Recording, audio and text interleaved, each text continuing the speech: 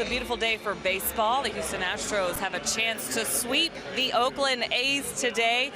They've won the last two, and it's put them in better position as far as this AL wild card is concerned. Now 2 games back there, jumping the Mariners, just half game back from the Detroit Tigers. Things looking much better for this club, and they're playing much better here recently too. Playing much more loose is what the guys are saying. Jose Altuve said after last night's come from behind win, we believe in ourselves. We believe that we're good enough to be in the playoffs. So each day it's up to us just to go out and win. That's all these guys can control right now. 11 games left. They know this can come down to the end, so they just have to take it day by day. Ash, let's send it up to you. Thanks a lot, Julia. It is a gorgeous day, and for the Astros starting lineup presented by Southwest Airlines, we'll juggle it around like this. George Springer in the top spot, followed by Yuli Gurriel and Jose Altuve, who picked up his 200th hit of the season last night. Carlos Correa, cleanup man. Evan Gattis is the DH, and at first base again, Marwin Gonzalez. And the bottom three, Tony Kemp had a couple of doubles as he came on as a pinch hitter last night. Big night for Tony.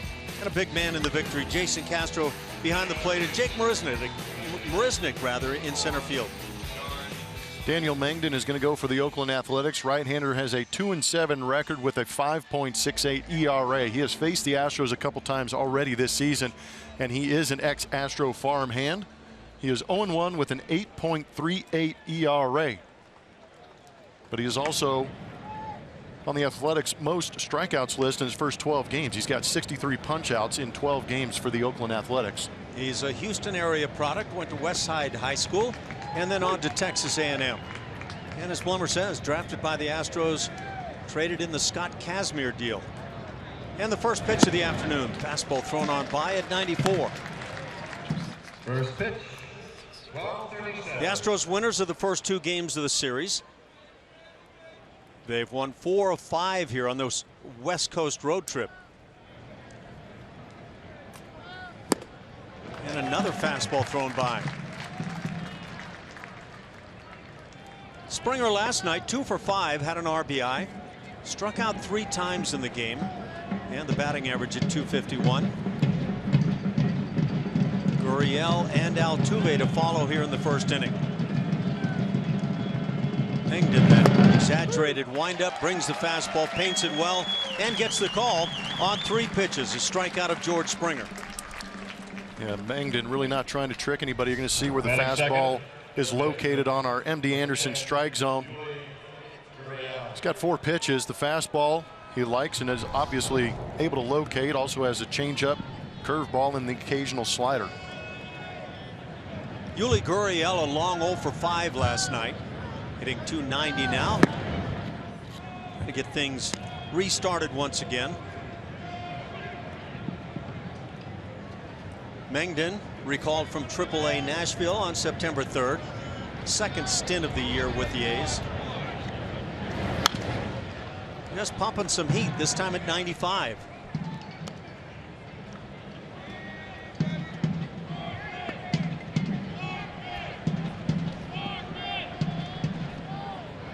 Mengden went 1-5 with an ERA up over 5.7 in 9 starts before being optioned back down to the minor leagues.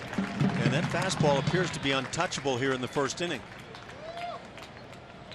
It might take a little while for the eyes to get adjusted to this day game. Maybe that windup that he's got is creating some kind of deception. Certainly unusual. Brings the fastball again. It's fouled right side. 1 ball, 2 strikes on Gurriel.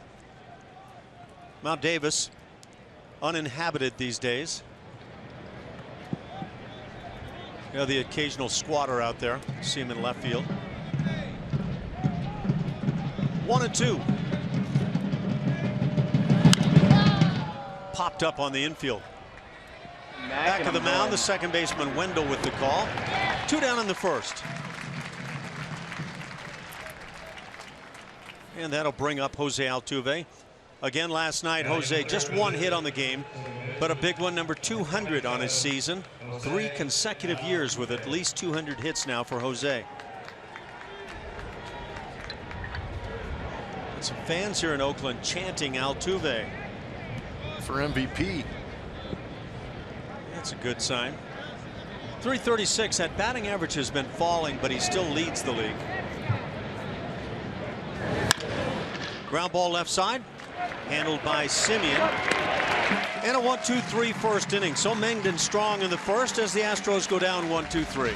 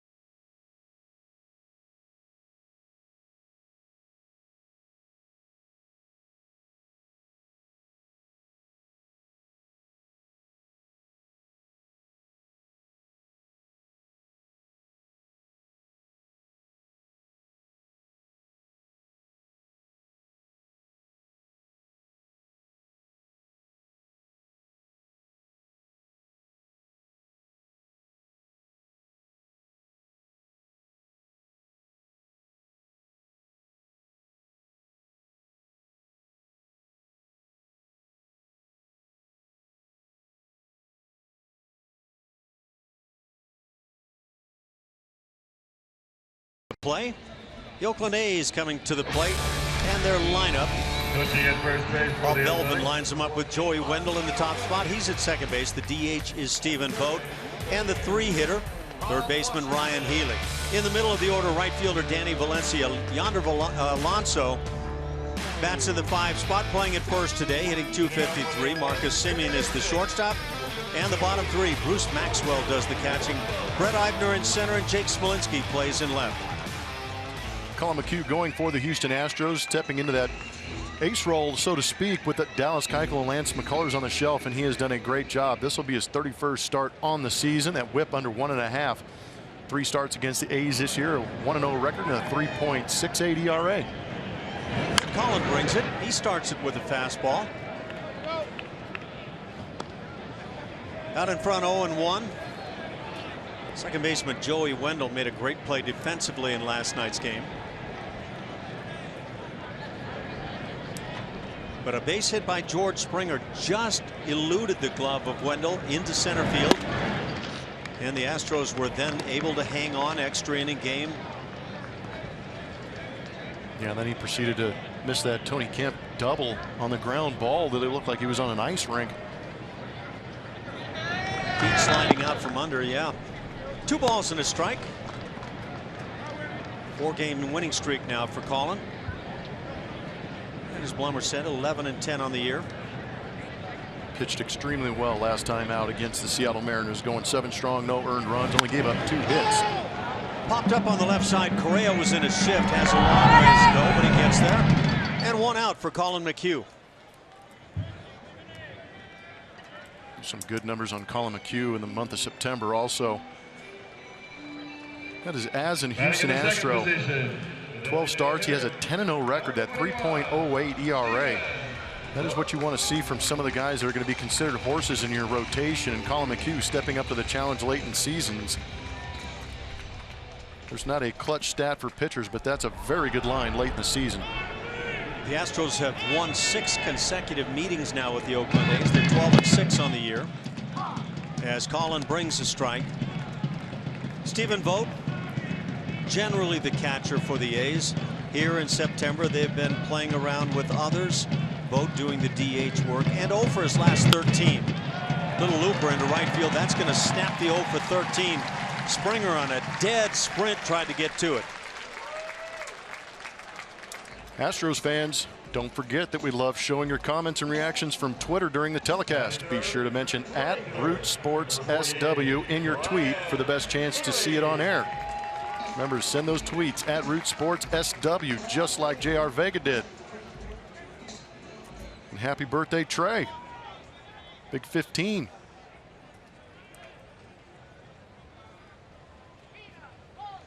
So we're one out here in the bottom of the first inning. Vote aboard for Ryan Healy. Power for third baseman. And he takes a strike. Healy comes in over his last 7. Numbers are good. 307, 11 home runs since joining the team. He has been the regular third sacker since the All-Star break. Colin with that little cut job misses down and away. The appeal comes up empty. Umpires for today's game: Clint Fagan behind the plate, Mike Muchlinski down at first. At second, the crew chief Mike Winters, and Marty Foster is at third.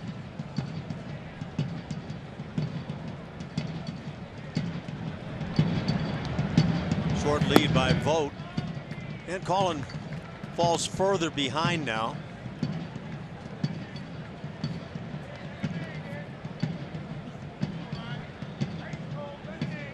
Last 3 starts, numbers extremely good for Colin.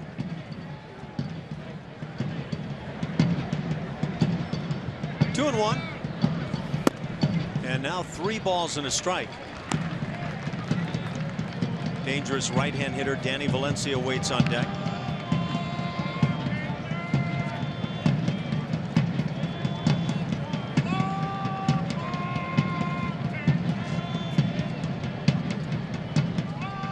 Healy 1 for 2 lifetime against Colin McHugh. Swings and fouls it right side. And a big healthy swing.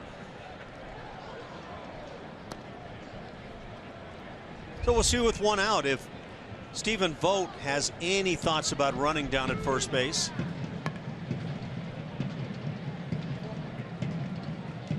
The Oakland A's are not much of a running club at all. They've stolen 48 bags, 14th in the 15-team American League.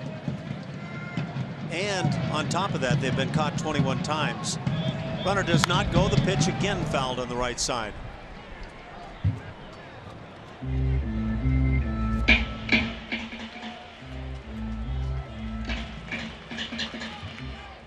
Colin 2-0 here in the month of September.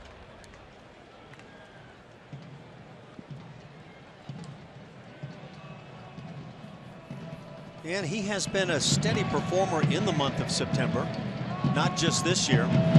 10 wins in his brief career. Drive to center field. Marisnick is there. He'll handle it. Second out of the inning, and back to first is Vogt.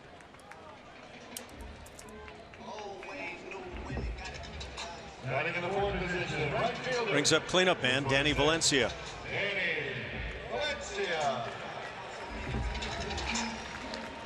Skies generally clear here in Oakland.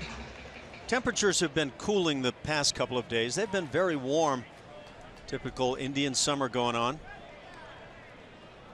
Valencia 17 homers. Ground ball left side. Correa is there. He'll feed on to Altuve, and the force will end the inning. For the A's, they get a hit and leave a man. Scoreless after 1.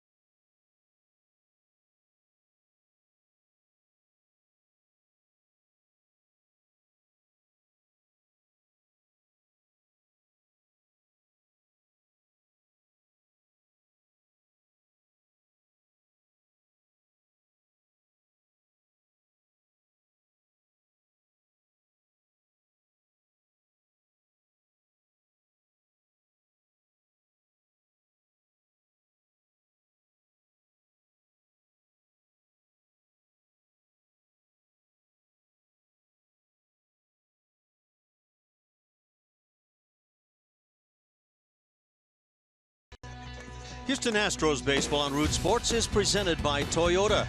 Let's go places. And by Southwest Airlines. Transparency, low fares, nothing to hide.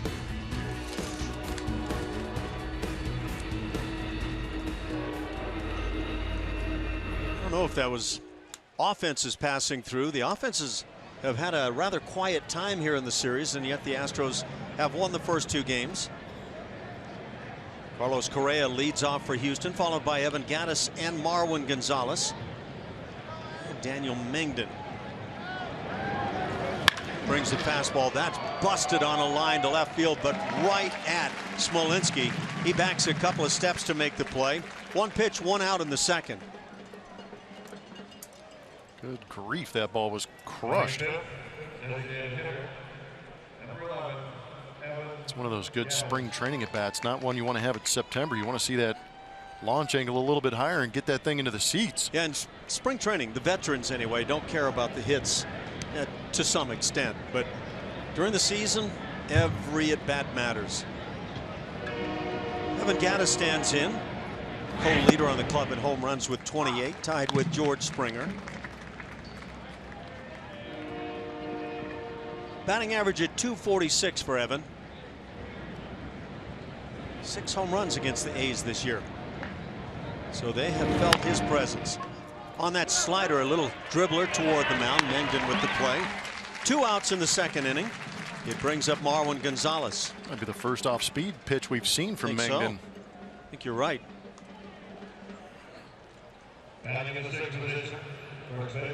Last start for Mengden, he threw his fastball around 63% of the time. Changeup at 20, curveball at 15%. Yeah, you talked about that start, a really good one at Kansas City against the Royals. And Mengden just 23 years of age. Marwin Gonzalez continues to play a very good first base, coming up with big hits for the team. Takes a strike.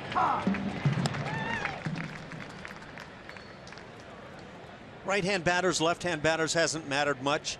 Just a couple of points. Righties hitting .270 against Mengden. Lefties .268.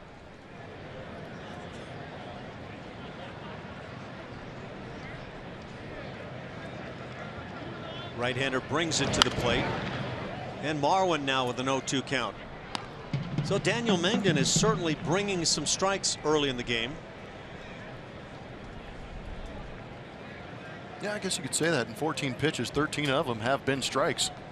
And just basically pumping that heater. You talked about the 1 pitch, little slider that got Evan Gattis. And the 0-2 to Marwin. Curveball right over the top. So as soon as we talk about it, and that ground ball just foul at the bag at first. Marwin had not even left the home plate area.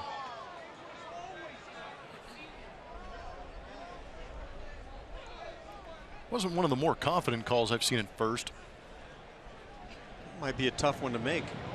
If you lay that ball down from where it was in the air, down on the ground, and if any part of it touches first base, it's a fair ball. It's a tough angle when you're standing on the ground. Tough angle from up here too, by the way. 0-2 pitch. Fastball. Well, he's spotting it well, and he's bringing some gas. I was gonna say averaging 92 on that fastball, but obviously has a little bit left in that arm to reach back and get that 95. Yeah, here in this early afternoon game, he's emptying the tank. The 1-2 off speed, that might have been the changeup. So we've seen a little slider, over the top curveball, 1 changeup here. Starting to mix in a few pitches. The one constant has been the strike zone. He's been in it.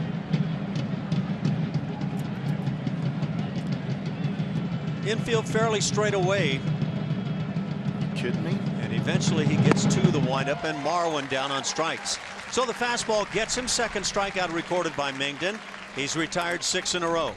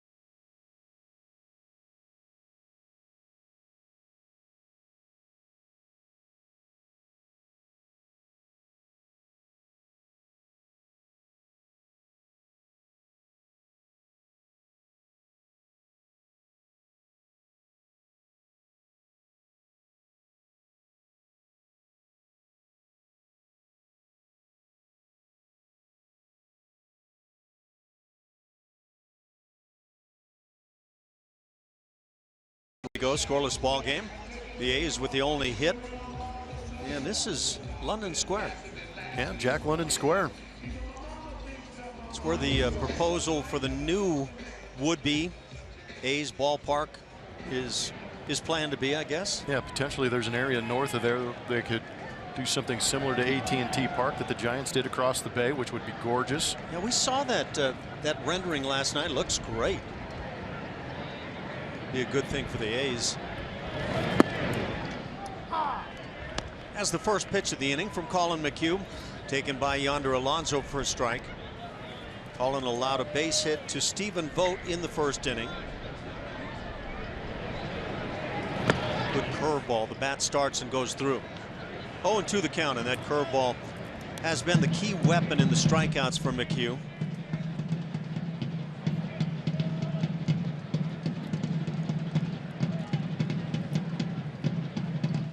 He mixes pitches around very well. Again, back to the curveball.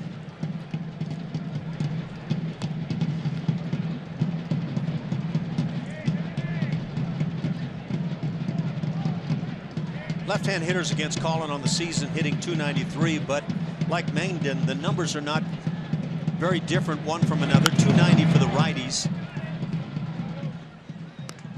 Yeah, this is what we were talking about from last night, and if you know AT&T Park for the Giants, very same kind of a scenario. Yeah, those pictures that we saw are down in this region, so it'd be a nice little walk getting up there. Really enhance things for Oakland. Curveball popped up left side, foul territory with a shift on. There's no chance anybody's getting there. There you go. You could bring you and Brownie could canoe over to the game. Yeah. You're not buying. I don't Thanks for the feel that you're really lofty into that workout program you're throwing my way. Brownie, maybe, yeah. I think that gentleman is up and ready for it.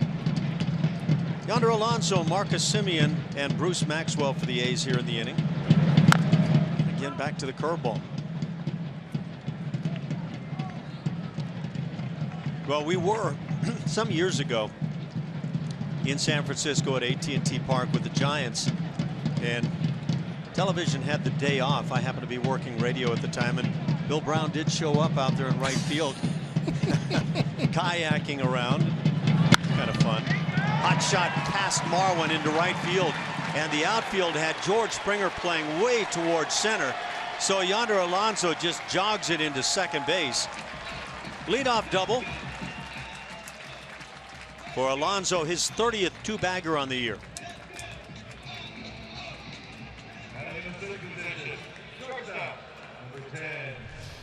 Ball was ripped. You can see Castro wanted that ball a little more elevated. That's a good pitch to hit and a two-strike count. Yonder gets barrel on it. We know he's had good numbers against the Astros throughout the course of the season. Like you said, Ash, with that shift on, George is playing almost in that right center field gap. A long way for him to go get that baseball. But Yonder Alonso had every intention of breaking that down into a double. That was turned into a double before he left the box. So Alonso at second, nobody out. Marcus Semien comes to the plate. He's 0 for his last 9. And from some of the numbers we've talked about, it has been a pitching series. Semien has shown plenty of power this year. 24 doubles, a couple of triples, 26 home runs.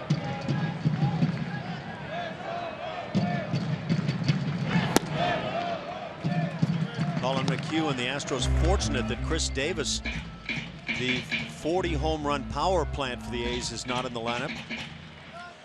I think you could use those guys in the city council meeting to get you a new stadium. Ricky Henderson and Mr. Stewart, and Dave Stewart isn't it? Dave's still in the front office way up there with the Diamondbacks, is he not?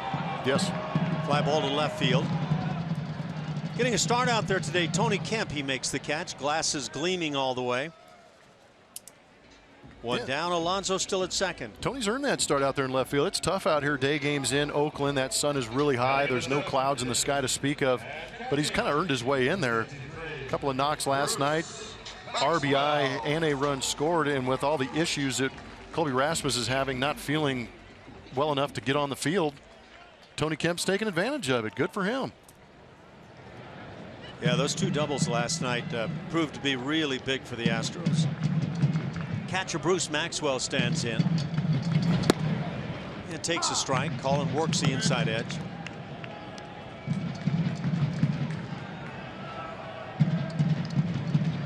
Maxwell just hit his first major league home run in game 1 of this series, and it was a clout job out to left center field.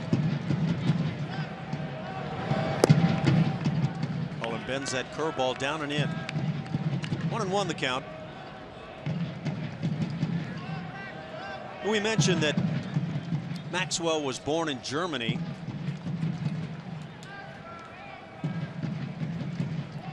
Attended college at Birmingham Southern. Ground ball right side. Altuve's there. Takes it on a second hop and gets the out at first. That's 2 down. Into third base, Alonso. It brings up center fielder Brett Eibner. Join the Astros at Minute Maid Park this Sunday as they take on the Angels. 20,000 fans will receive a limited edition Carlos Correa Topps baseball card presented by Academy Sports and Outdoors. For more info, visit Astros.com or call 1-877-9-ASTROS.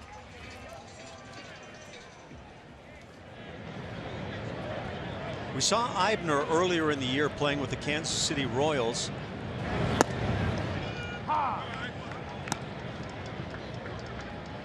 His first year in the big leagues. Hitting .211 overall. Hit .231 as a member of KC. 193 now with Oakland.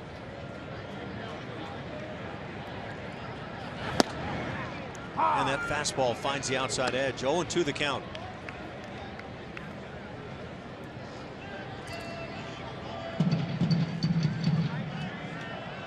Alonso, the leadoff double. Down at third with 2 outs. Colin works it from the stretch. Hit in the air down the right side. This is going to stay on the field of play. Can George get there? And he is able to get there and make the play. That is a whale of a play going up and over that mound after that long run. Tremendous play by George Springer. And that'll do it for the A's as they leave a man at third base. We're scoreless after 2, and George dealing. That is very athletic.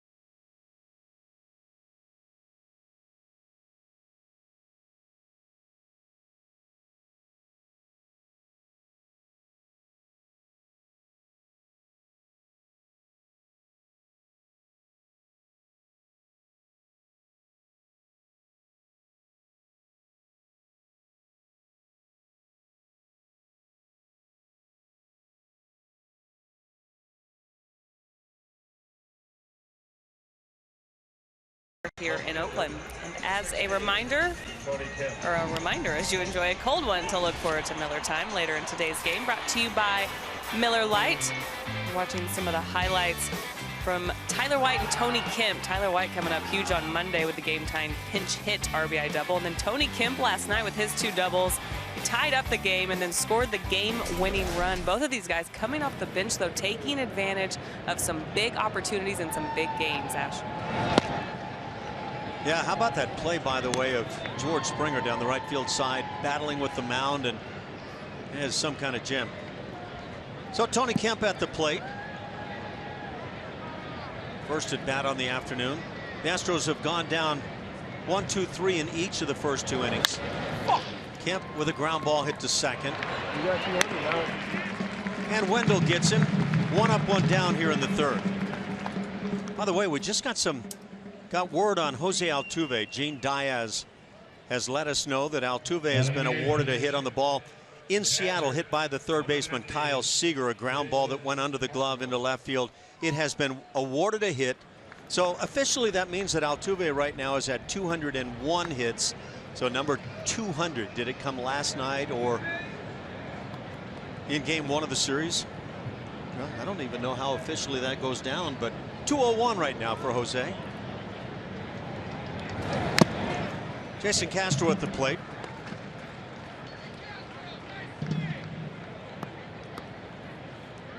If you go according to the calendar, he beat Mookie Betts. Because Mookie Betts on the East Coast got 200 technically last night, which is a legit 200 for him. And then Altuve got it on the West Coast here last night. But if you add that one in, let's say he beats him. Down the right field side and dropping as it goes foul. Jason Castro bidding for an extra base hit. That might be a little bit biased towards Altuve. Yeah, I don't know. I think you're right, but I don't know officially how they make that determination. But it would seem like Altuve would then therefore have gotten number 200 first. He's all nervous about it, biting his nails and stuff. 200, 201, who cares? Yeah, 3 straight years. I guess you get used to it at some point. Yeah, another year. How many years of 200 hits in a row does it take to say, oh, well, just another 200 hit season? Well, he's the first guy to do it since 2010. He is the second Houston Astro ever to get 200 hits, the other being Craig Biggio. And now Altuve's done it 3 times. Castro with a 1-2 count. Jason hitting .212 on the year.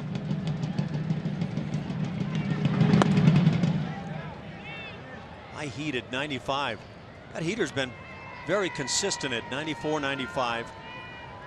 2-2 on Jason. Apparently Jason's folks were on the Astros radio show last night, and in the 3rd inning Steve Sparks asked Jason's mom if she was concerned about the new tattoo that Jason got. After she showed some concern, apparently Sparky let him know that there was no new tattoo. Why is Sparky always messing with people? Can't mess with the parents like that. Trying to enjoy a big league game and he drops that on him. Castro caught looking. That's 3 strikeouts now from Mengden. 2 out in the 3rd.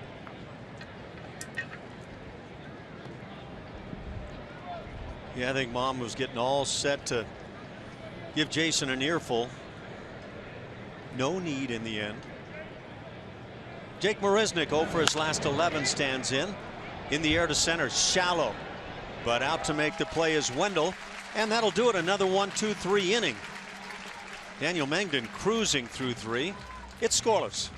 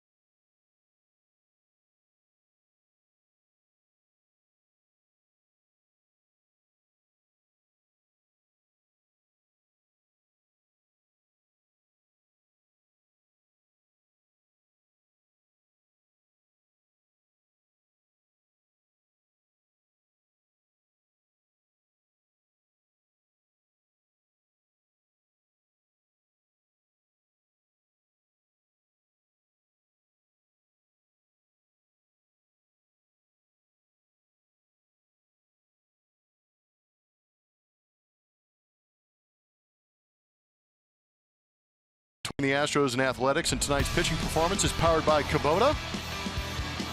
Colin McHugh, we talked about his good times in September. His last 2 starts have been great too. He's got a 2-0 record, helping the Astros stay in contention in that wild card. 12 innings pitched, only 1 run given up, and 4 hits in those 12 innings.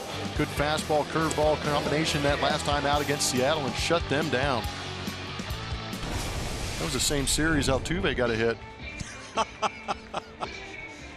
Yeah, a disputed hit that comes through, and I don't know, you're asking some silly questions about all of that. When it's all out in the wash, 201 hits right now for Jose. For the Oakland A's here in the 3rd inning, 9-1-2. Jake Smolinski leads it off. Former Texas Ranger takes a strike.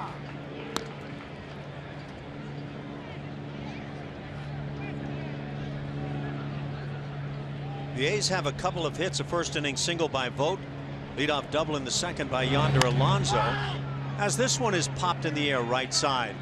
Marwin can't find it. Altuve does, and it winds up in his glove. Very nice play. And a quick exchange had that ball in Springer's glove. Yeah, I think Marwin pretty much checked out on that one when he noticed it was nowhere near him, but Altuve, thank goodness, is out there ranging into deep right field. Well, that's a very good play. Going all Kelly Leak on us. It's a fortunate play to have him ranging that far too, because George didn't have a real good beat on it either. Yeah, like you say, Marwin was toast right away. But tell you what, Altuve has never seen a pop fly he wasn't willing to take. 1 out for the leadoff man, Joey Wendell. A Toyota time to play. 2015 Gold Glove, the new Kelly Leak. Is it Jose Altuve? Watch Carlos Correa's reaction. Just turns his back on him and says, "Are you kidding me? Come over here and take every fly ball." We've seen it throughout the course of the season too. Curveball for a called strike. There used to be a line that guys would use: let the sure man have it. Carlos is still giving him grief for going out there. Tell you what, these guys, they play hard, but they have a great time doing it. It's a great way to play the game if you can do it. I mean, there were some of us who we'd just get ourselves in trouble trying to play the game the way Altuve does. Yeah, I wasn't good enough to have that much fun. Sure you were. He's probably asking him, "Hey, fly ball to left, you got it?" I was scared to do that when I was playing with the kids at home and Mom was calling me home for dinner. Curveball got him right over the top. Colin gets the strikeout. Is first on the afternoon. Here's Altuve's defense highlight reel. Where is he? Just wait. There he is, coming across to make the play. You know what? I had this vision as we watch Altuve continue to take some balls. I had this vision of you guys with George and Julia at the wall in right field, and Altuve just streaking through the screen and catching the ball in front. I'll tell you what, that'd be a great promo for next year. Tanner is not happy about that. That's ideal. That is such a great defensive highlight reel. Well, you have to have that on hand when you've got Altuve playing out there. Well, he can literally do it all.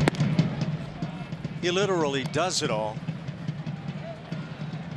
And picks up hits days after they actually occurred.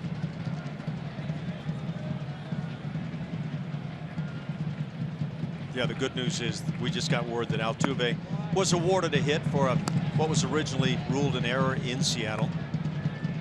So I don't know if he's gotten word yet. I don't know. Would a player get that word? Oh, yeah. Maybe that's why he's feeling so frisky right now. He's suddenly become a hot hitter.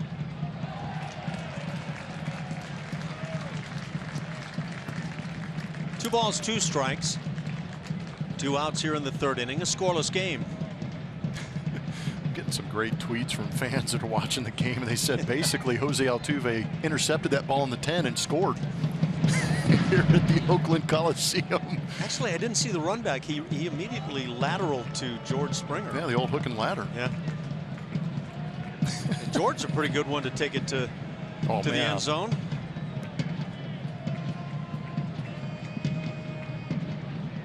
He and Jake Marisnick, they'd make a couple of really good wideouts, wouldn't they? Man, try and cover 6'5" that can run. On the 3-2, Colin misses away. Stephen Vogt draws the walk. He's reached twice this afternoon. And it brings up Ryan Healy. Now, Marwin was done. Yeah, he checked out. He was like, he was hoping for the best, but didn't have it. And then Springer just got a terribly late jump. It was a behind-the-back pass that Aaron Rodgers would have been proud of. Yeah, that was sweet. That says there was no fear on the play. 2 outs, Vogt aboard on the walk. Hit in the air to right field. Springer going back. Glasses gleaming, and he makes another outstanding play. Just before the wall in right field, battling the sun. George Springer already 2 defensive gems today. That'll do it in the bottom of the 3rd inning. Springer playing some D.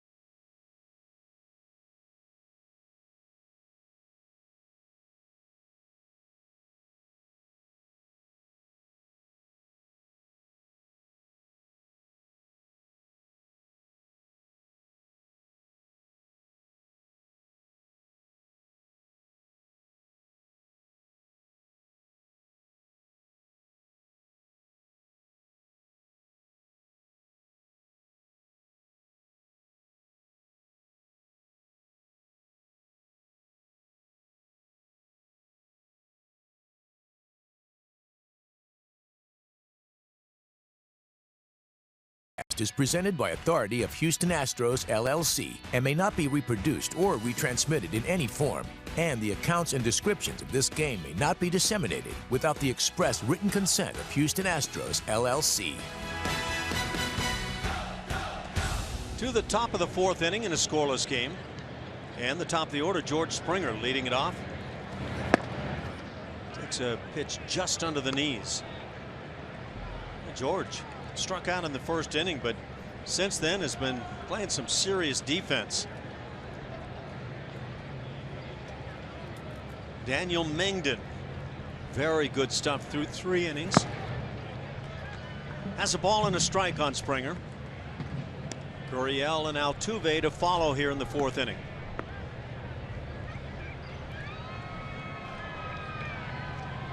"27 pitches, and he has been throwing strikes.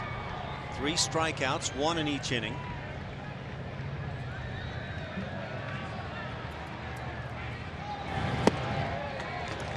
Springer cannot get to that fastball this afternoon. Well, I wonder if Mengden's windup is kind of messing with the rhythm of Astro hitters, because we have seen them be incredibly late on some of these fastballs. He is throwing hard, 94, 95 miles an hour, but not to generate those kinds of swings, I don't think. Going all Walter Johnson with the double and triple pumps. There's 1, 2. Up with the fastball. And that's probably precisely where he wanted that heater. You get Springer swinging at that high fastball, and generally just a little under it. Mengden with the 2-2. There's the fastball and a strikeout. 4th of the afternoon for Daniel Mengden, 2nd on George Springer. 1 out in the 4th inning brings up Yuli Gurriel. And you know what? Daniel can be fearless with that fastball until somebody on the Astros squares it up. Carlos Correa is really the only one that's hit the ball extremely hard for me when he lined out to left field. But other than that, there's been some tardy swings. Yeah, Carlos squared it up a little too much. Get under that a little bit, and it gets way out of here. Gurriel popped to second base, his only at bat. He squares it up, drills it into left field. First base runner, first hit for the Astros. Gurriel aboard with one out for Jose Altuve. And we check in with Julia. Thanks, Ash. As Altuve got that, well, we thought at the time, his 200th hit of the season last night. He talked about it a little bit, saying, you know, I'm just glad it's over with. It is a big number to him. It was one of those more relief things than anything for him, just to get it out of the way. Let's stop talking about it. Let's stop, you know, have the numbers stop looming and being there. Now it's just about helping this team win. Well, it's very true, and there are other numbers for Altuve. 24 home runs. You know he'd love to get to 25. He's at 94 in the RBI column. 100 would look mighty good. He's already scored 101 runs. Stolen 27 bags. 30 would be a nice round figure.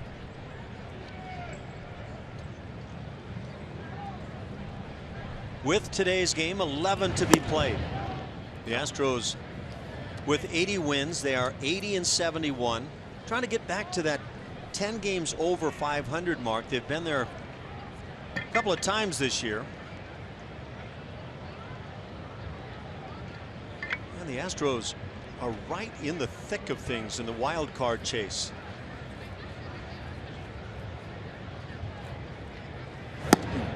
Fastball very well spotted down and away. 2 balls and a strike. Check out these numbers. Kind of setting up right here down on the bottom. Saw Gurriel finally square one up for that knock. But after the teams get used to that rhythm, get that first base hit, get him out of that stretch positions, maybe see the ball a little bit better, change that approach, get used to the windup, they start squaring him up.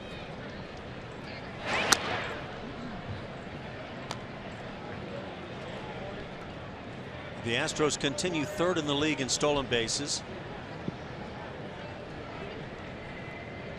In the early goings of 2016, the Astros were the leading club, but they are 3 stolen bases shy of 100 as a club.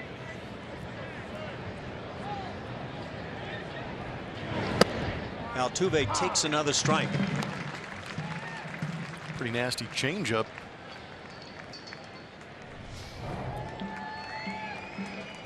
Fluttered right back to that outside corner. Yeah, it was elevated, but as a hitter, you anticipate balls staying out of the zone. That one came back nice.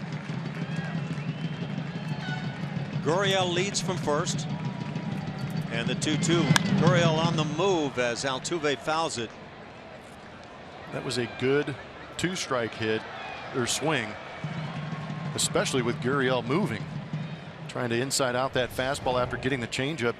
And with Gurriel moving, that right side opened up.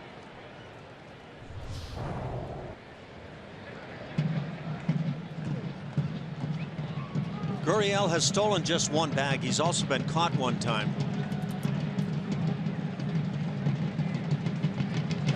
Mengden just kind of deliberately throwing over to first.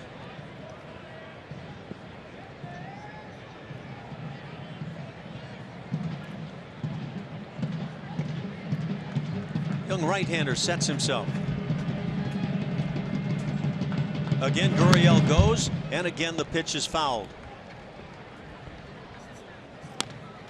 So the Astros trying to make something happen, maybe with the running game. Runs have been at a premium here in the 2 previous games in Oakland. Well, the Gurriel running, it's a calculated risk, or if you want to talk about probabilities, Altuve is a good contact guy. So why not move the runner in case he puts that ball in play, move the defense around, create some holes. Infield about straight up, and now Mengden wants to visit with his catcher. Houston Methodist is going to bring us our league leaders, and Altuve having an historic year. And this is going to show you players with 200 hits, 25 home runs, 100 runs, 100 RBIs, and 30 stolen bases. And I'm not sure that Altuve pays that close attention to the history of the game, but that's a short list of very, very good baseball players. Yeah, most recently 2002, and one of your boys on that list. Altuve down on strikes, and this time Gurriel not on the move. So the off speed gets him.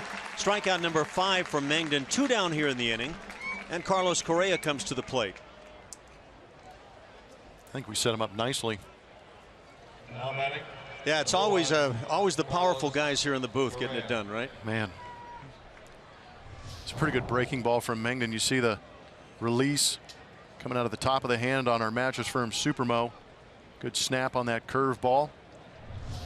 Pitched Altuve tough during that sequence. Remember, they had a meeting before they threw that pitch. Carlos Correa lined to left field his first at bat.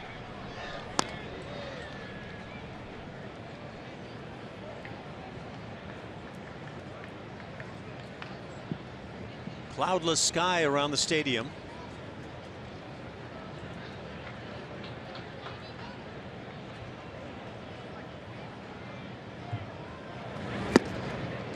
And Correa not getting cheated. It's 1-1.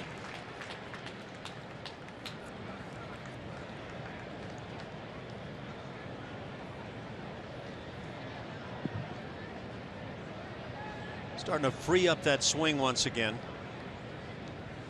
20 homers on the year. Carlos has driven in 92.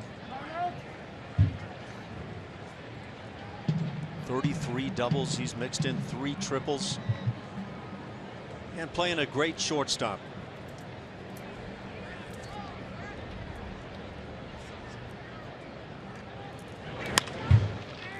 In the air into right center field, coming on Valencia. He will not get there. It drops in front. So Carlos Correa gets a 2-out hit, moving into third base. Gurriel, and the Astros have runners at the corners for Evan Gattis. That'd be a good time to talk about our Lexus defensive rankings with the Oakland Athletics on defense. Danny Valencia, third baseman, converted into an outfielder. I think he's going to be tested. We know that there have been some hits falling in front of him. Smolinski out there in left field. Still got Chris Davis on the shelf with a flu. Brett Eibner coming over from the Royals in center field, and I don't think there was anything really drastic or unexpected for Gary Pettis with these guys out there. He's going to test every single one of them. Yeah, that looked like a fly ball, but it drops for a hit. Evan Gattis grounded back to the mound. He saw the first non-fastball of the afternoon. Had a little slider as he tapped out. Mengden down to 92 with that heater.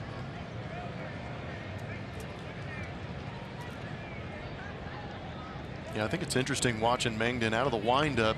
Really gets the momentum going down towards home plate, maybe creating a little more arm speed, but out of the set position doesn't have that luxury. Maybe loses a couple miles an hour. There's that changeup as he misses away. 2-0 on Evan Gattis.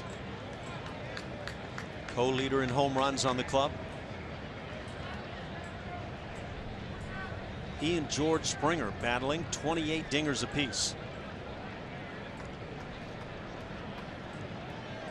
Runners lead from the corners. And the high heat is fouled back. And that's right in that zone that Evan Gattis will get all frisky on.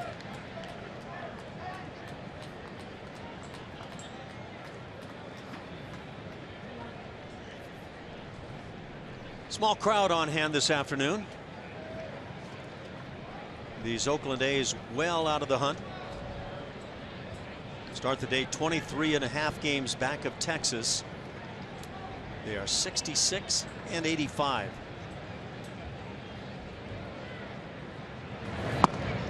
And yet coming into play as hot as anybody.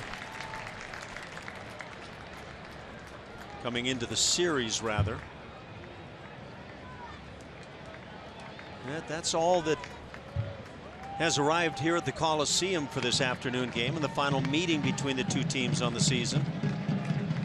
19th matchup between the clubs. Astros 12-6. Gattis takes strike 3, caught looking. Mengden picks up 3 strikeouts in the inning, 6 on the afternoon as the Astros leave a pair.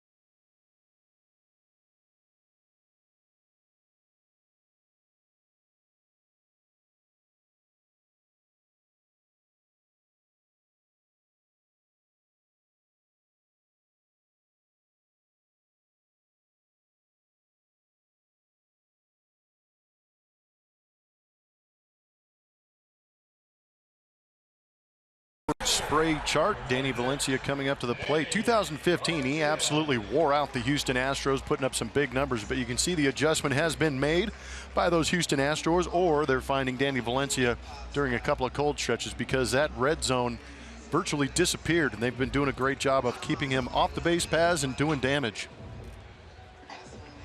Interesting that the hot zone this year is down and away. 2 hits aside, scoreless game. We go to the bottom of the 4th inning.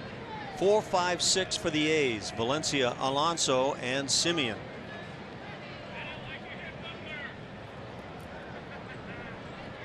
Valencia grounded into a fielder's choice to end the 1st inning.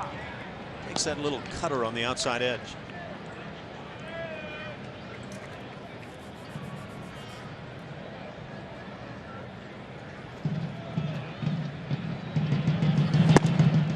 Cullen tries to pick the inside edge. 1 ball and 1 strike.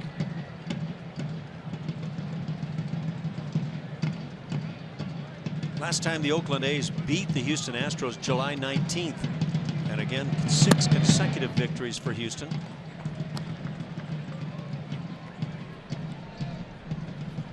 Doug Fister got it started, picking up the win on July 20th. Musgrove, McHugh, Feliz, Gregerson, and Davinsky picking up the wins in succession. 2-2 and a good-looking over-the-top Yacker.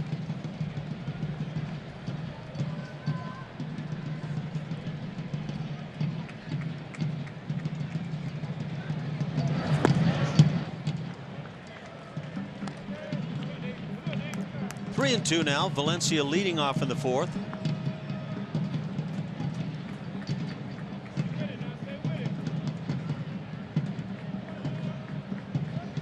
Had been the 3rd baseman with the A's, but that curveball misses inside. Colin wants to know where that thing was located, because even though it wasn't the curveball he was looking to throw, he still felt it caught part of the strike zone.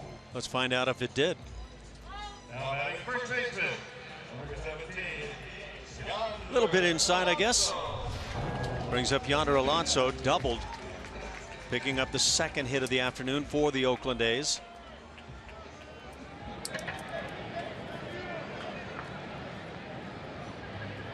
George Springer on that double was playing well towards center field. Jake Marisnick once again shaded toward left field, and by a wide margin. George has moved a couple of steps in that direction, but not quite as far, I don't believe, as in that at bat in the 2nd inning.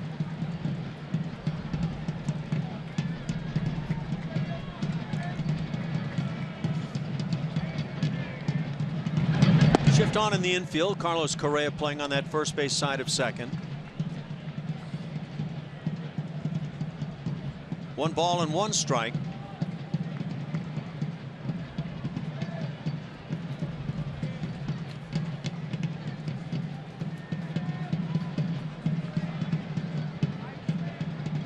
Alonso 13 for 38 over the last 13 ball games that he's played in. He had been very quiet with the bat prior to that, just 2 for 21.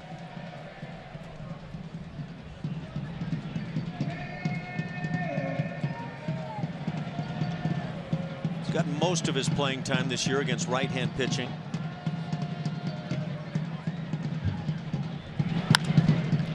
In the air, foul down the left field side. Long run for Kemp.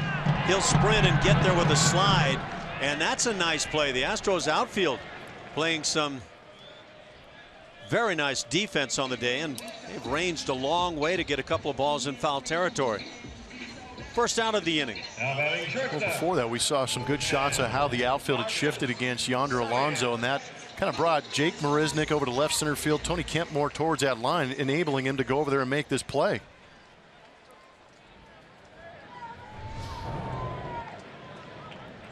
Tony fortunate that ball was in between the mound and the home plate area. Colin misses away. Marcus Semien at the plate, fly to left field in the 2nd.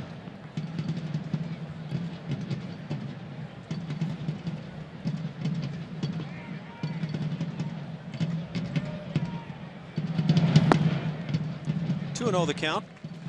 Tony Kemp again on the D.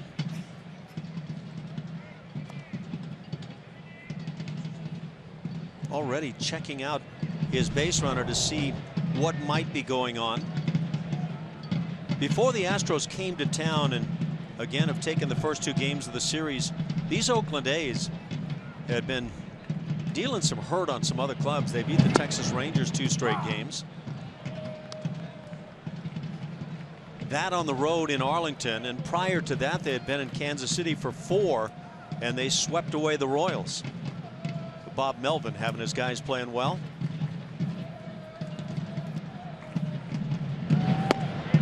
Outside corner, 2-2 the count.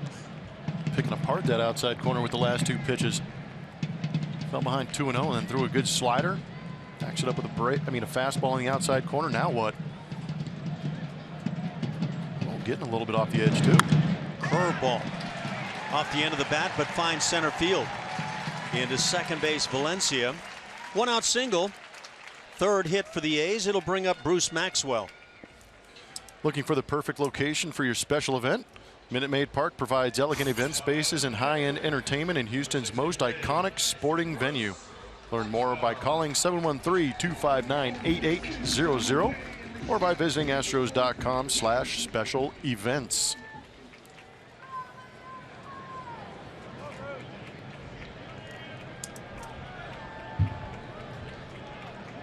Maxwell doing the catching like Stephen Vogt, a left-handed hitter.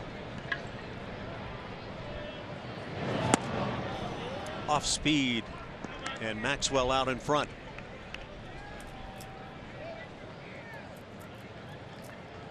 Maxwell 11 RBIs over his last 15 games, and the 11 RBIs are his total now in the major leagues.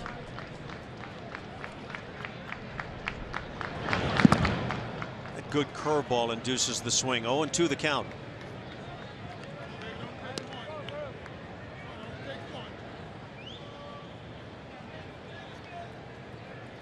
All 11 of those RBIs for Maxwell coming against right-hand pitching. Hitting just 176 against southpaws. Here are the base runners. Valencia the lead runner, Simeon at first. Jason Castro doing a nice job.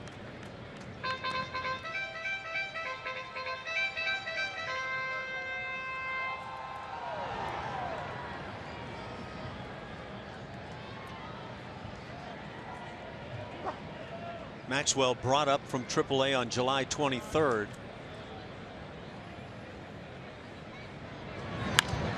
That fastball right on the hands. Count stays at 1-2. Tried the little cutter jam and maybe get a ground ball double play.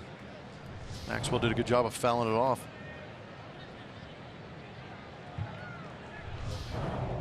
Maxwell had originally been called up by the A's back in late April. Didn't play in any games at that time. Strike 3 called. Outside edge, upper part of that strike zone. And for Colin McHugh, the second out of the inning, his second strikeout of the day.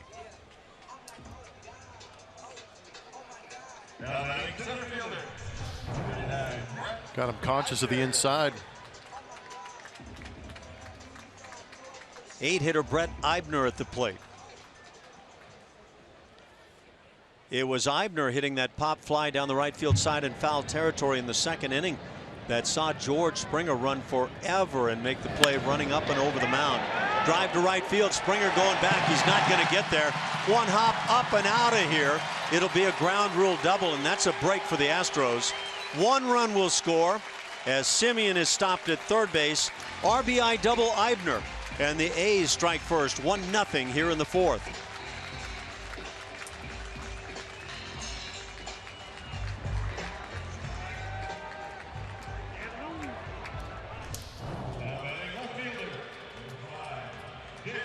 Showing some opposite field pop. Eibner had a pitch up out over the plate. Barrels it up. Well, this day game here in Oakland. Humidity not affecting it. But I agree with you. As soon as that ball jumps in the stands, everybody's got to shut it down and only move 2 bases. Saves the Astros another run. Leaves runners at second and third. Brings up the 9-hitter Jake Smolinski, who takes a strike. So yeah, that's a big break. Easily 2 runs would score otherwise.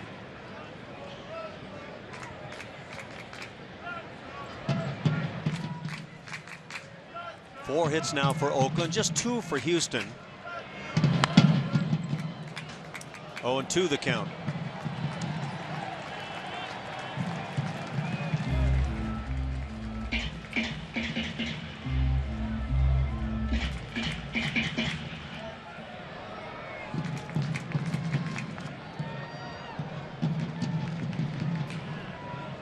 Smolinski's done very well hitting here in Oakland, hitting .291, just .193 on the road. Ground ball goes foul. Strange set of numbers when you consider how difficult this park can be.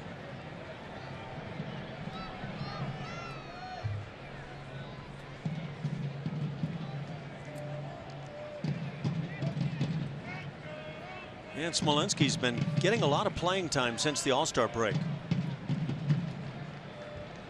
Coming into play, it started 52 of 62 since the break.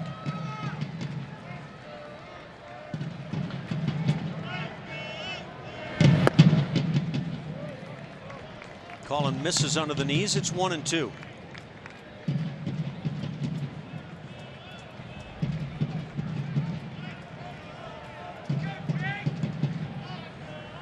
And again, the runners at second and third. McHugh brings the 1-2. Curveball got him. A couple of strikeouts in the inning, 3 on the afternoon for Colin McHugh. That gets him out of the 4th inning. And he was certainly helped, but it's 1-0. The A's on top.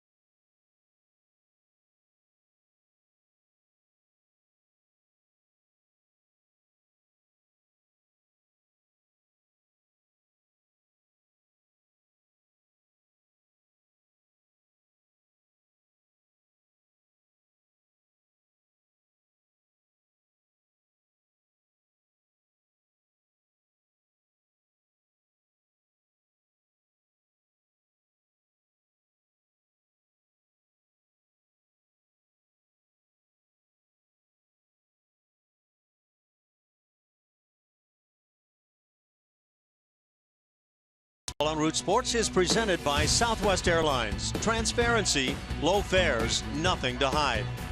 By Academy Sports and Outdoors, donating $100 for each Astros home run and $200 for each Correa dinger to Houston Children's Charity.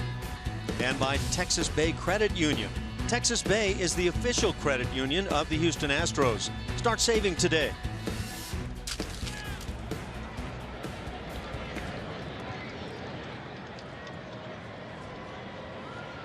We go to the 5th inning. A's on top, 1-0.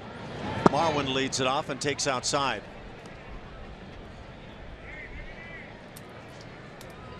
Third baseman Healy drawn in.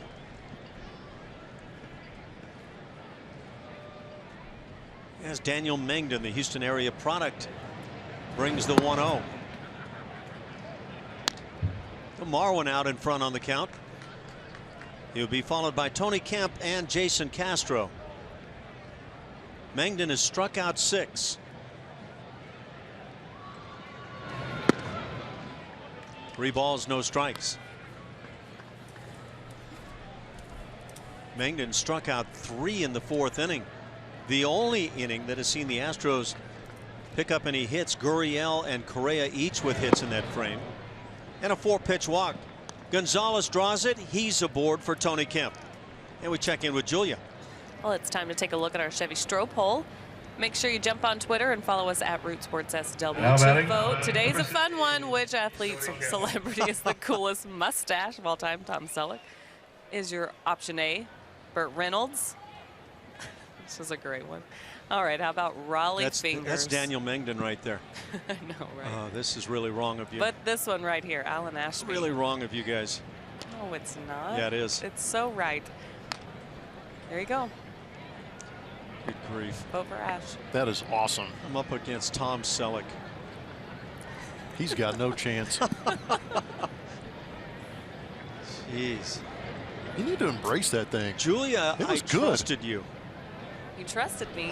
Well, maybe that was bad thinking on my part. Right. Oh, this is a fun one. Tony Kemp shows bunt, takes a strike.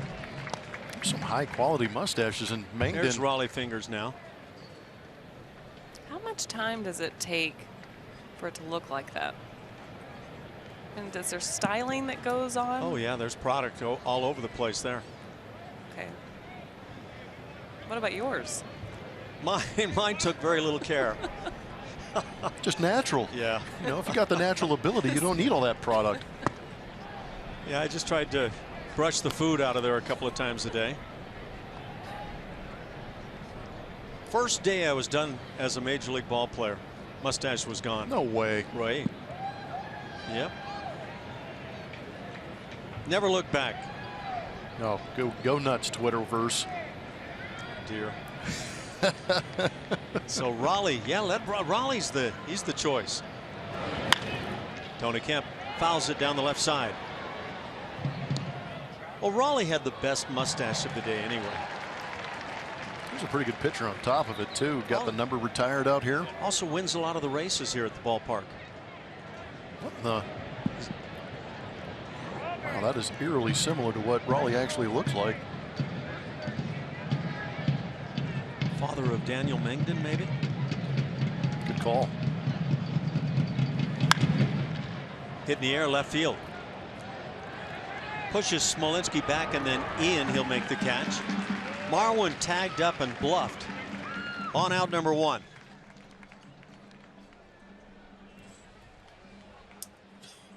Now batting, number 15, Jason Castro. Jason Castro comes to the plate. He struck out in the 3rd.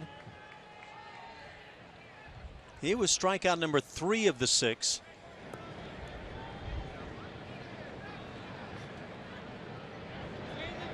Castro came on late last night, did not get an at-bat. Played defense late and was behind the plate when Ken Giles locked it down.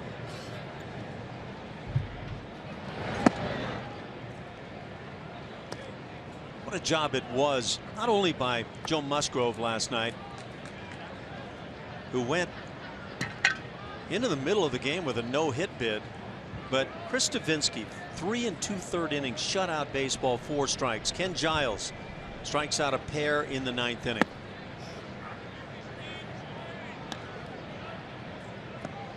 Actually make that the 10th inning as the Astros went extra innings once again.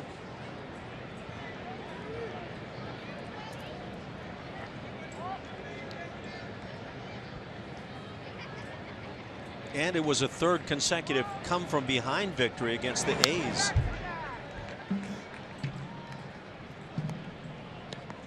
How long does it take to grow those mustaches? Man, Rob is somebody who looks like he'd know about facial hair. Yeah, he would, wouldn't he? By the way, I mentioned the extra inning game last night. 17th for the Astros this year. That leads the American League, doesn't lead all of Major League Baseball. Tied for 2nd most around the major leagues.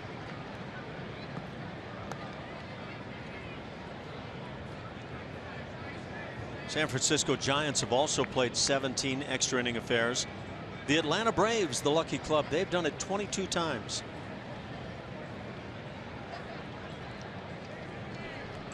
The 2-1. That's taken for a strike.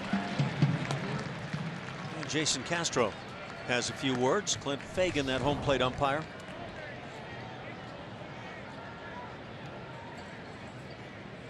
Sometimes a pitch is just nasty. Great location. So hard to get to that inside pitch sometimes if you're not looking for it. Big hole on the right side. That pitch on the inner portion might be one to shoot through the right side of the infield.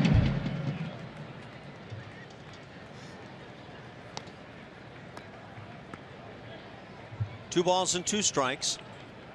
Marwin Gonzalez with the leadoff walk. Jake Marisnick waits on deck. And Altuve puzzling over the fact that he's 0 for 2 today. Bat started. They appeal to third. And nothing but palms down from Marty Foster. That'll fill it 3-2. Do you put the running game on? Marwin Gonzalez at first base. He has participated in the running game this year. He's stolen 12 bags, caught 6 times.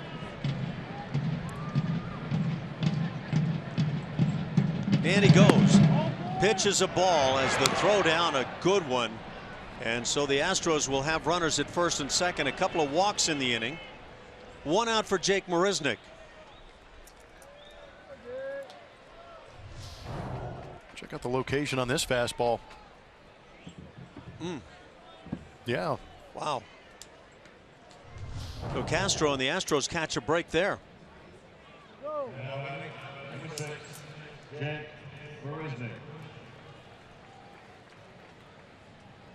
Jake Marisnick 0 for 1, popped to second.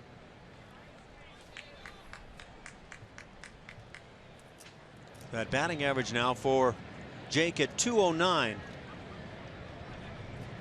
And 0 for his last 12. Breakout time.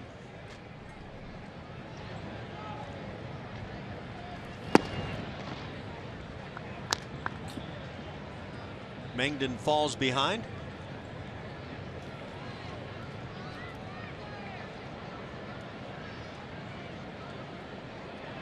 Second baseman Wendell shading toward the bag.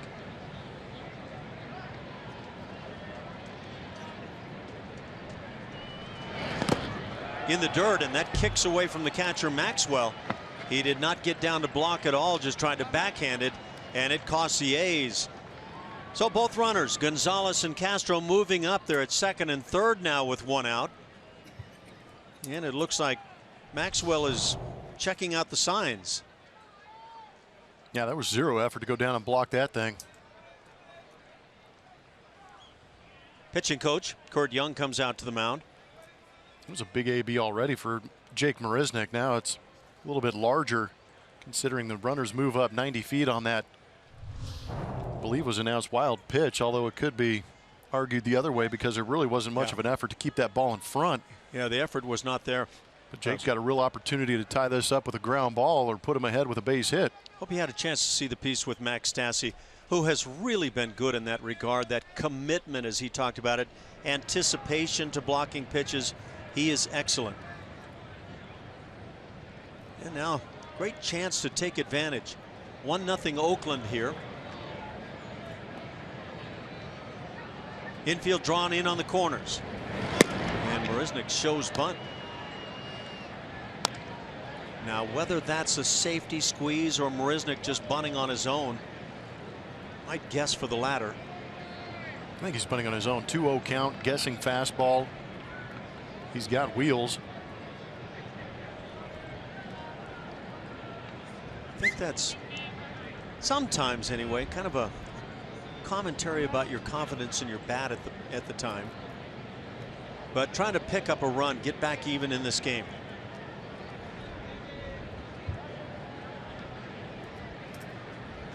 Three balls, no strikes. First base open. And now 3-1. Marisnick immediately checks with Gary Pettis, the third base coach. Signs flashed out. Pettis walks over and talks to his lead runner, Marwin Gonzalez. Well, something could be put on because in a 3-1 count, you're guessing that Mengden wants to throw a strike right here.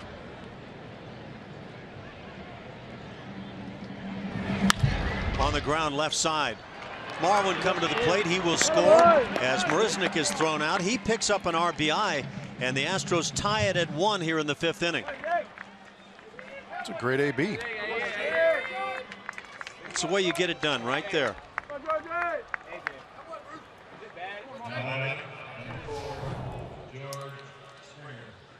Corners are usually in.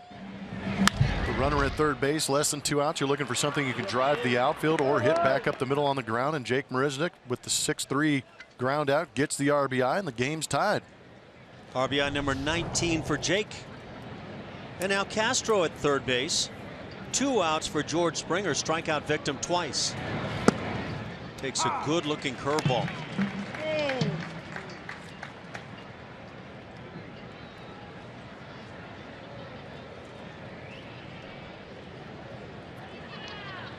The Astros trying to pick up victory number 81.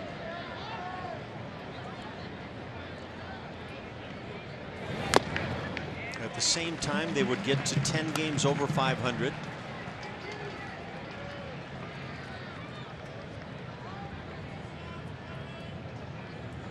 A.J. Hinch has the club right in that same range that he had him last year as they earned a postseason bid, the second wild card. They were 10 over a year ago, 86 and 76. On the 0-2, Springer takes one close. It's 1-2.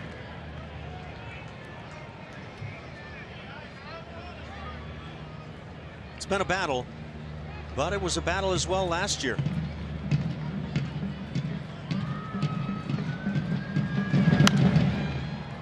Good swing by George. The Astros have won 2 in a row, 5 of 6. 12 and 6 against the Oakland A's. And a lot of times it's about taking care of business against clubs you feel like you should beat. They've beaten the Angels 11 of 12 times this year. Down on strikes for a 3rd time on the afternoon, George Springer. And that'll do it for the Astros in the 5th inning. They leave a man at 3rd, but they tie it at 1.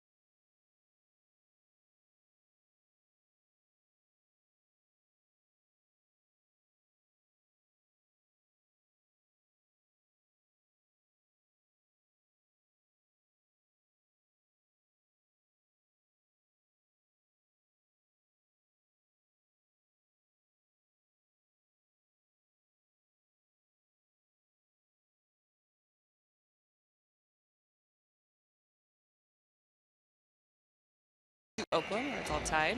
Get a behind-the-scenes look at places like historic Union Station, luxury suites, the Diamond Club, and much more with a tour of Minute Maid Park. For more information, visit astros.com/tours or call 713-259-8996 to schedule your tour today. Ash? Thank you, Julia. That'll be nice down there today, Julia, I would assume. It's pretty much perfect. Well, that'll do in a pinch. And some Astros fans around. Gotta love that uni.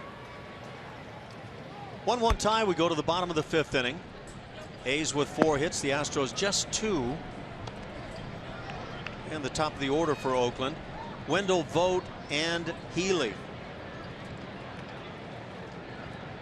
We were talking about the way the season has gone for the Astros, and maybe a comparison with last year. If you're thinking, no, this season hasn't been at all like last year. Well, at this stage of things, the Astros have the very same record they had last year, 80-71. They wound up winning 86. Little chopper on the right side. Fair ball for Morrow, and he'll step on the bag and out number 1. And I think, Blummer, 86 is not likely to be enough this year. No, too many teams doing well along with the Houston Astros.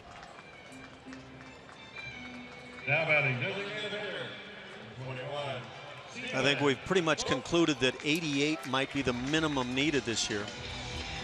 Tell you what, there's a 3-way tie in the National League in their wild card situation.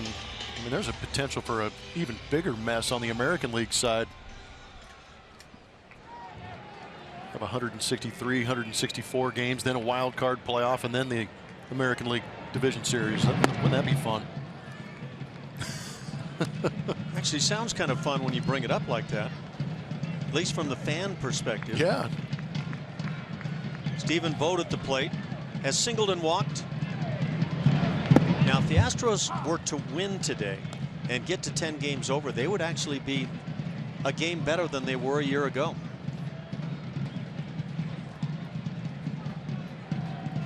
So don't despair. Still baseball to be played. 11 games to get finished. Here's that National League wild card. And Mets, Giants, Cardinals. Marlins have fallen off. Yeah, a lot of concern with the Mets rotation. The Giants bullpen has been floundering of late. Half swing going through his Vogt. So McHugh gets him for the first time today. His 4th strikeout. And now 3-hitter Ryan Healy. And now the American League wild card. That's a little bit muddy right now. I'll just go ahead and have the Blue Jays, Orioles, Tigers, Astros. Just tie it all up and see what happens.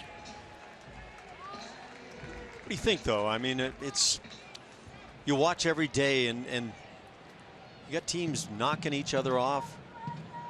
Tigers a half game in front of Houston. Yeah, they've got Justin Upton going well, swinging the bat nicely in the middle of their lineup. Might be a little bit of a game changer for them. Michael Fulmer, the rookie. Yeah, he's been feeling the heat in September. Is an he extended year? Is he the rookie of the year, or has he? What about Gary Sanchez or Chris Davinsky? Yeah, there's some good ones. Well, Chris Davinsky, we've seen, and you just don't hear his name nationally like some of the other guys. But man, I'll tell you what, there's some numbers. Richard Justice tweeted out some of Davinsky's numbers, and they're impressive. He may not garner a ton of votes, but he should get some. Well, good for Richard Justice. Get that name out there nationally and have people talking about Davinsky. He deserves it.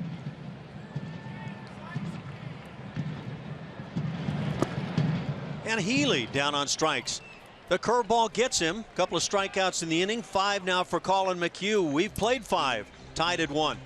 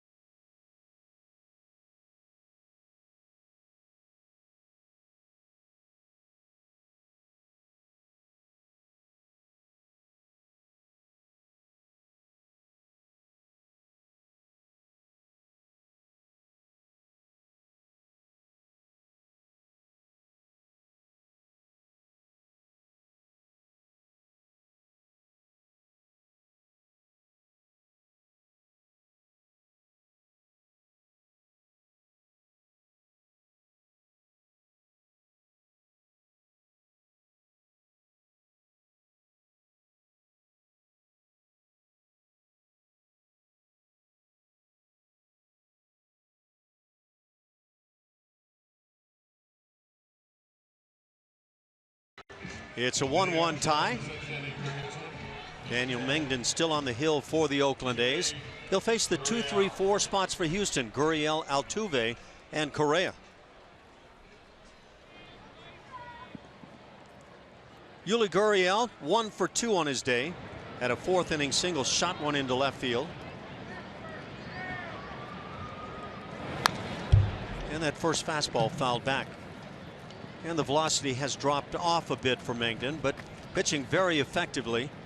The Astros got to him finally in the 5th inning. A couple of walks in that frame.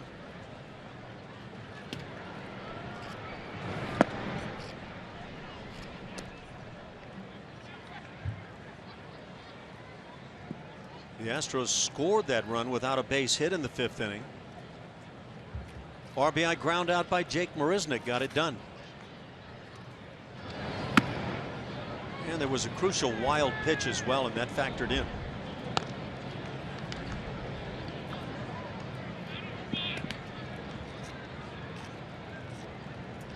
Two balls and a strike.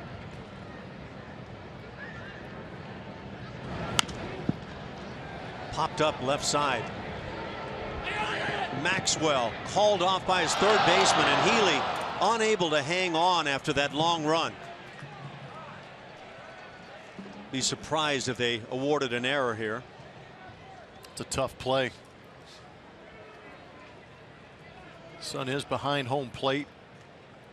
Third baseman charging in, running forever.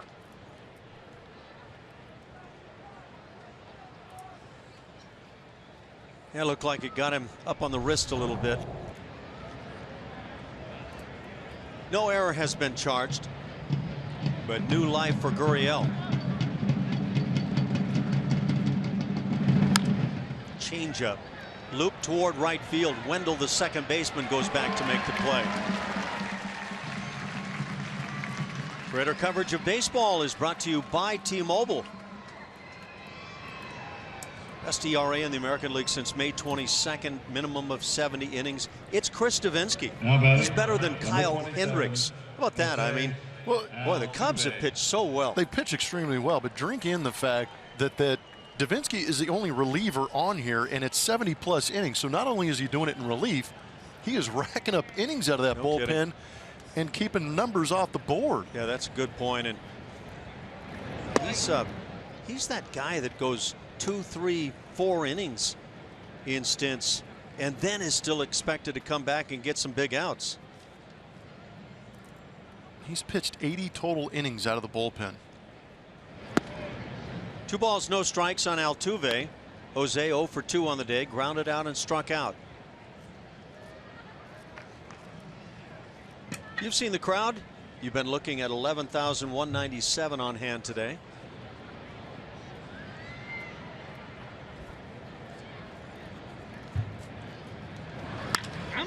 .2-0 line to left field. That'll drop for a hit. So the high fastball gets pummeled by Altuve. His first hit of the day, number 202 on the season. Those quick hands we're used to seeing from Jose Altuve.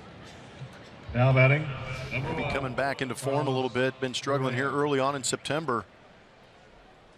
If that bat speed is back this late in the season, it could be a nice little catalyst. Club needs it. Carlos Correa comes to the plate. He's 1 for 2, and he's swinging the bat well today. Actually lined out in the second and then hit a little looping fly ball that dropped in right field in the 4th. Carlos takes a strike.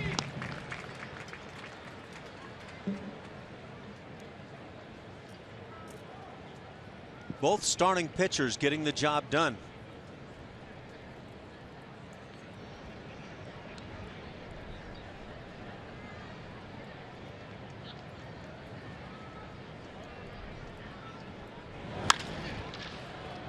Looked like Carlos was taking a shot to right.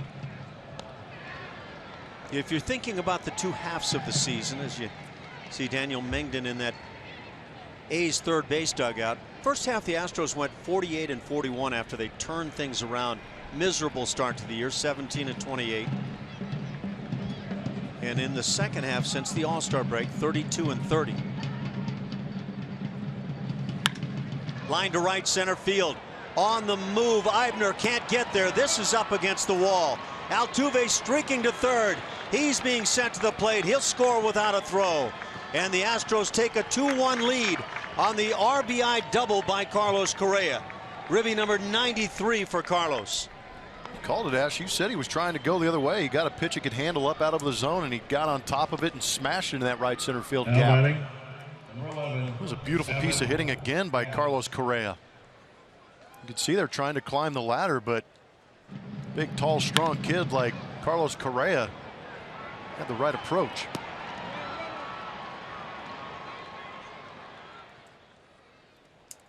Ride the big guys when you can. Correa now in scoring position for Evan Gattis. As they should. That's why they are in those spots in the lineup. That's exactly right. Gattis 0 for 2 with a strikeout. Mengden has struck out 7, but for the first time today finds himself trailing.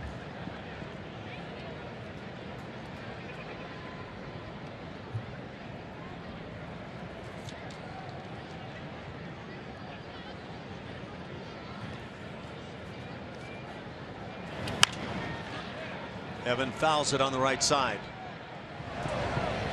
If you play the corner infield spots or corner outfield, you are going to get your wind sprints in here in this yard. Yeah, Yonder Alonso basically starting that sprint around the 25-yard line.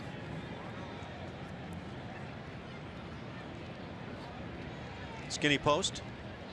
Yeah, that was a terrible fade pass from him, or for him.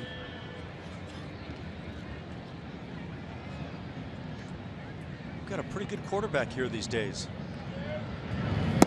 Gattis sees the breaking ball bend in. 1-2 the count.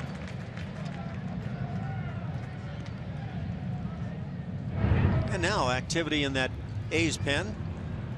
Coulombe, the left-hander, gets it loose. First activity of the day.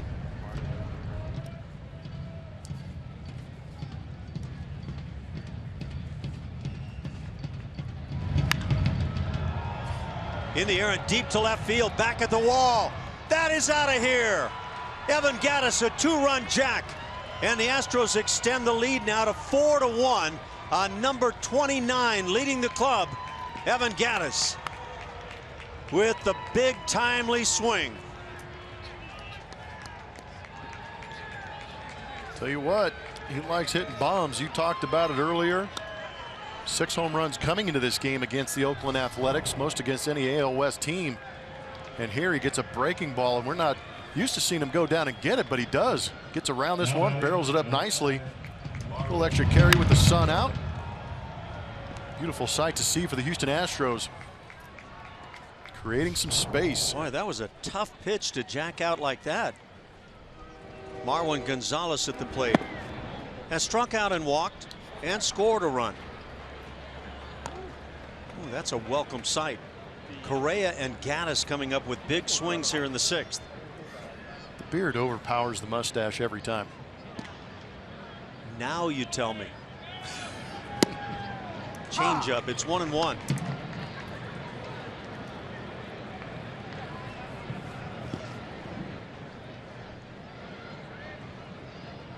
Marwin hitting .251. And Colin McHugh enjoying the action. Line to center field. To his left, Eibner to make the play. That ball hit well. Second out here in the 6th. Ball hit extremely well. Academy Sports and Outdoors and the Houston Astros. They are hitting home runs for Houston. And this is updated with that big bomb from Evan Gattis against Oakland. Most home runs versus an opponent for the Astros this year. Evan Gattis leading the way against Oakland. Carlos Correa takes it out on the Los Angeles Angels, much like Jose Altuve.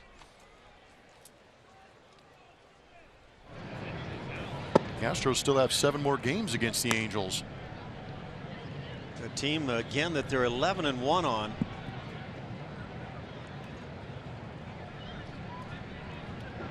Can you continue playing at that level? 2 balls, no strikes on Tony Kemp.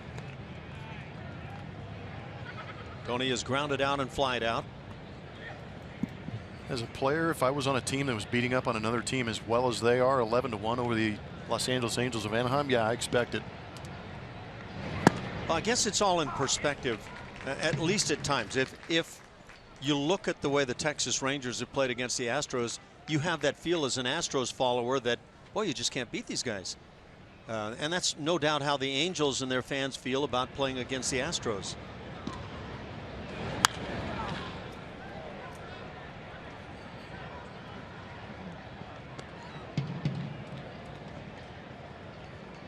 Two and two on Tony. 4-1 Houston. 3 very big runs here in the 6th inning.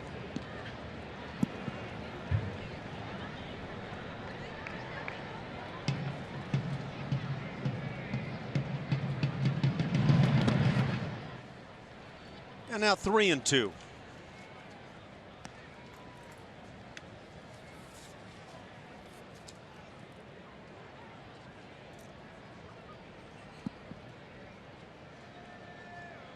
Couple of doubles for Tony last night. Came on as a pinch hitter. Hits it sharply past the first baseman Alonso, and that's down into the bullpen area.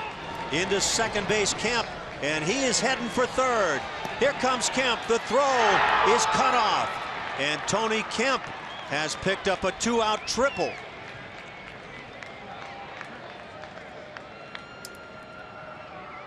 Three extra base hits, starting with last night's game. That is the 3rd major league triple now for Tony Kemp. And again, Colby Rasmus not able to get in that lineup, opening the door for Tony Kemp, and he's taking advantage of the opportunity. Came in as a pinch hitter yesterday, 2 doubles. Now today gets the start in left field and rakes that ball down the right field line, noticing it going into that bullpen. Kind of turns into a yard sale in that bullpen. Made it tough for Valencia to come out there, but testing that arm, taking the extra 90 feet. Beautiful. Daniel Mengden done with his day as Bob Melvin, the skipper, has come out. Tony Kemp down at third base. Enjoying the filth of success. Daniel Coulombe, the left-hander, comes on to work it for the Oakland A's. Astros on top, 4-1 here in the 6th inning.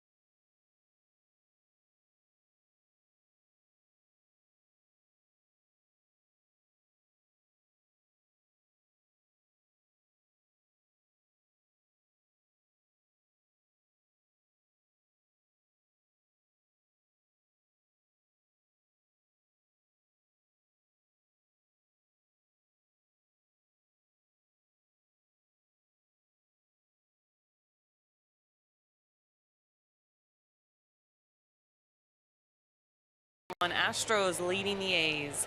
And tonight's winning word in our Want to Get Away sweepstakes is flight. That's F-L-I-G-H-T. Visit rootsports.com/wantogetaway, fill out the form, and use the winning word for a chance to win 2 round-trip tickets from Southwest Airlines. A new winning word every game this week, so watch and win. Ash. Thank you, Julia. Daniel Coulombe, the left-hander now, pitcher number 2 of the day for the Oakland A's, works it as he faces Jason Castro. Tony Kemp down at third base for Castro, who's 0 for 1. He has struck out and walked. Got the coin flip on a close call, close pitch in the 5th inning. Ball and a strike on Jason.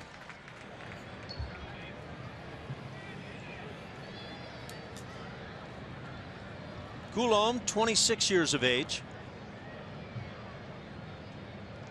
And Tony Kemp taking advantage of a little bit of playing time. 2-1.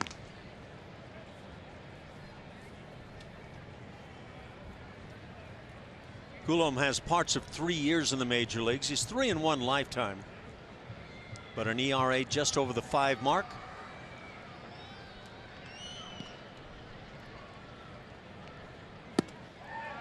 It's one of those left-handers that comes in, gets a lot of left-handed bats, and he has struck out a man an inning on his career.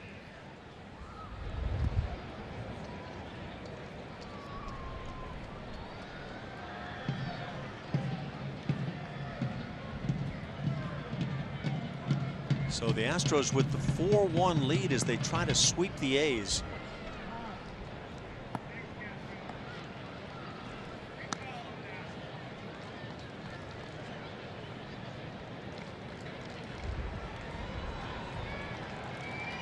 The A's had won 2 straight and 6 of 7 when this series began.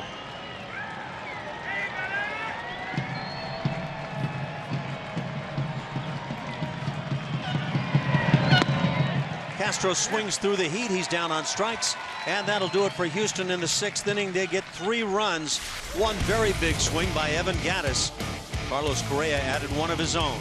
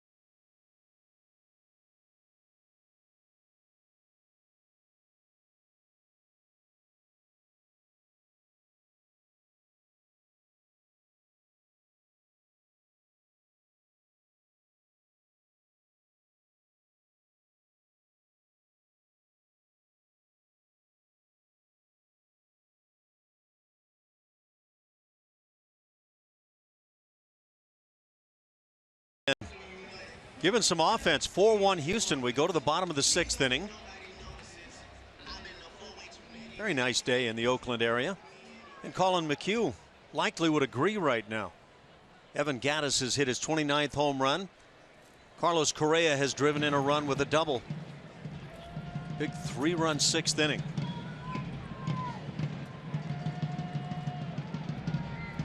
Danny Valencia leads it off, the cleanup man, followed by Yonder Alonso and Marcus Semien. And that first pitch in for a strike.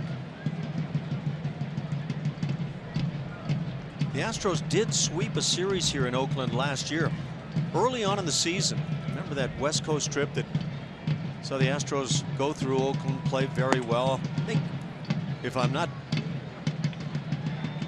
remembering things the wrong way, Evan Gattis hit one up in the beard that with the triple to center field. Triples, yeah. Yeah, that was one of the big swings. I think Marwin had a big swing as a pinch hitter, possibly. Yeah, they fought back in a couple of those games. And then they went down to San Diego and just laid it on the Padres. Part of the early part of the campaign last year that was so strong.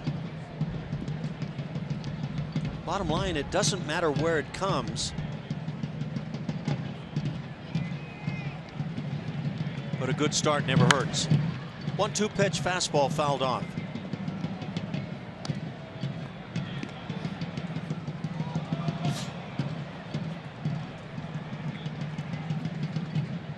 Yeah, the beat goes on, doesn't it?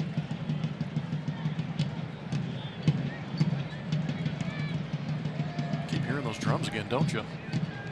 Something about coming to this part of the country. 1-2 pitch, curveball right off the end of the bat, tap to third. Gurriel, nice play, but not in time. Able to leg it out, Danny Valencia. So it's a leadoff single despite the fine defensive effort by Gurriel. So tough as a third baseman with a right-handed power hitter up there. You got to play a little bit deeper, and then you see the ball nub like that. And it's just a dead sprint in and throw on the run. Not an easy play, but Gurriel makes his best effort. Valencia just beats it out. For the A's, hit number 5. Leadoff man aboard as Alonso comes to the plate. He has doubled and then fly to left field. That was in foul territory. That nice running sliding grab by Tony Kemp. And off speed in for a strike.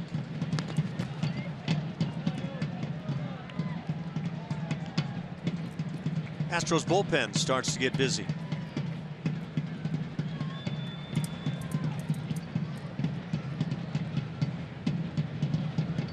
James Hoyt is the right-hander loosening in the pen. Colin McHugh right back to the curveball. May need to send Julia out there and figure out what song they're playing.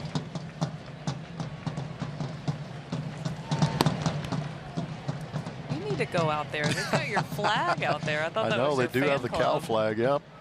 They're waiting for you. Well played, Julia. 2-1 the count now. I don't have one of those cool wireless microphones and stuff. Go Bears. Are they represented most of the time here? I think should have made Julia take a picture with that flag, to be honest with you. No. I know where this is going. Seems to me there was I probably do owe him something. big football game that took place between a couple of teams recently. Popped up left side. Gurriel with that shift on, the only man there to make the play, and he does it nicely, battling the sun. Out number 1 here in the 6th. For me on that pop-up, Altuve quit on the play. Yes, he did. Now batting shortstop, number 10, Marcus. Looked like a pretty good pitch for Alonso to hit. Got a little bit long. Just clipped it maybe a little bit out in front. He's annoyed with himself knowing he had a good pitch to hit. He got a couple, didn't he? Yeah, rare pop fly with no Altuve involved, as Marcus Semien stands in 1 for 2. The Astros have out hit him 6-5.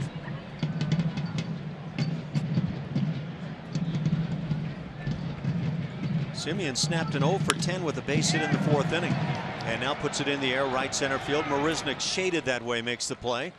2 down, and the catcher Bruce Maxwell comes to the plate.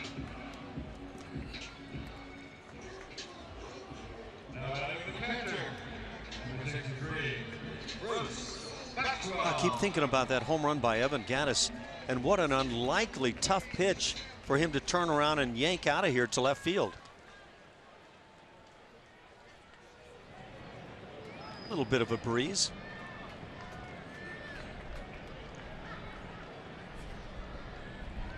Collins starts him with a curveball.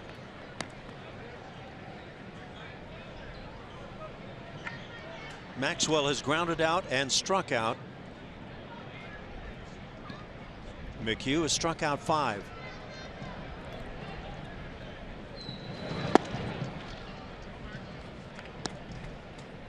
One ball, 1 strike. James Hoyt continues to throw for the Astros.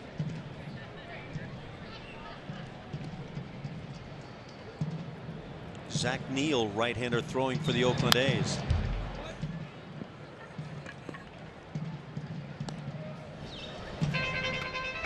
And a peek at Neal.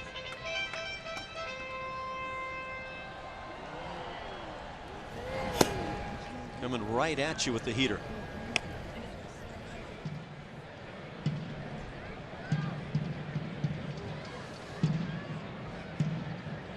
The 1-2.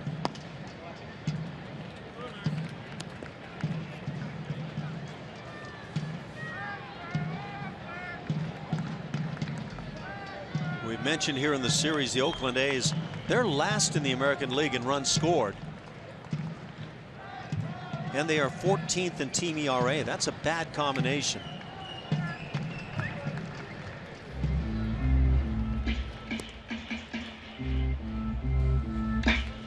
They're 12th in home runs hit, 14th in stolen bases, 13th in team batting average. And yet Bob Melvin keeps them quite competitive.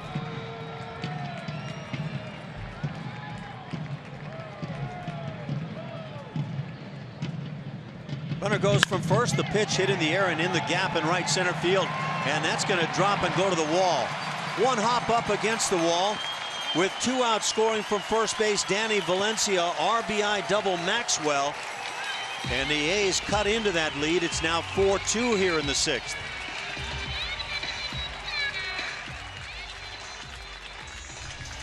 Good swing by Bruce Maxwell. Looked like maybe a cutter. Maybe just a fastball that flattens out on the inner third. At 88 might have been the cutter, but good job of bringing the hands in, not trying to get the barrel out in front of the hands and hitting that ball foul. Stays in that right center field gap. Picked up that run. A.J. Hinch is out to the mound. And it is the end of the day for Colin McHugh. He heads to the first base dugout. James Hoyt heads to the hill. And will take over with 2 outs here in the 6th inning. A man at second base and a 4-2 Houston lead.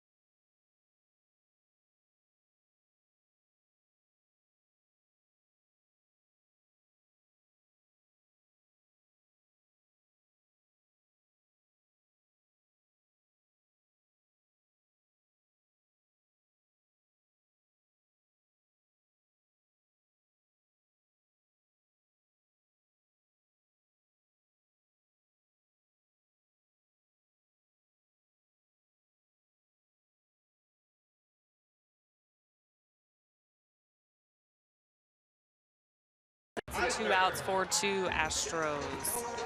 It is time to name that Astro, presented by your local Honda dealer. We have clues for you. We want you to give your best guess to @RootSportsSW on Twitter. A career high 12 wins in 1980, a center of huge play in the LCS, and then had a golden nickname. Good luck, everyone. Can't wait to see your best guess. That's a clever little clue right there. Yeah, I'm out. I got you on that one. Line drive and a diving grab by Gurriel at third. One pitch from Hoyt and he gets the out thanks to some D on that left side of the infield. For the A's in the 6th inning, they get a run. It's 4-2, and there has been plenty of the leather laid out today.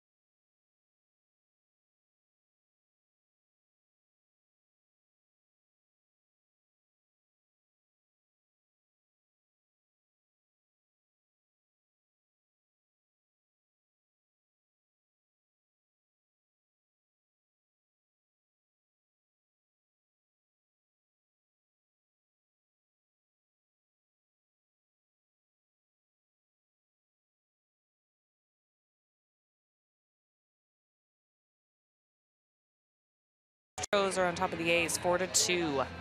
We celebrate Hispanic Heritage Month with the Hispanic Heritage Street Fest presented by Fiesta. The Street Fest is from 3 to 6 this Saturday. It includes great music, food trucks, and games. Visit astros.com/Hispanic Heritage or call 1-877-9-ASTROS to get your ticket and join the Street Fest. Ash. Thanks, Julia. We take a look around at Astros fans and Tony Sipp throwing in the pen. 4-2 Astros. We go to the 7th inning. And Jake Marisnick will stand in. Jake drove in a run in the 5th inning with a ground out.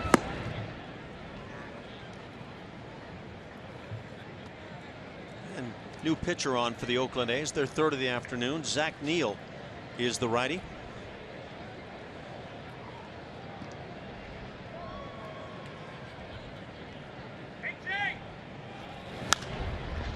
Popped up right side. It's the first baseman Alonso into foul territory and 1 out.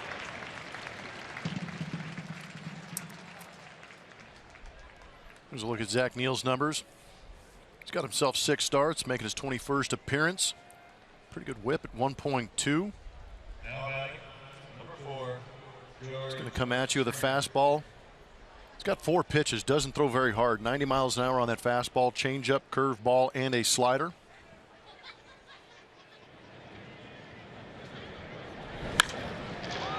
This ball is drilled by Springer up and over the head of Eibner. That's up against the wall. Springer gliding easily into second base. He has a 1-out double. Well, George Springer had struck out 3 consecutive at bats and now comes through with the stick. He's been able to salvage 1 hit in these ball games, but there have been strikeouts mounting up for George Springer, but does a good job on the pitch down of keeping the barrel above the baseball until contact and then releasing through it.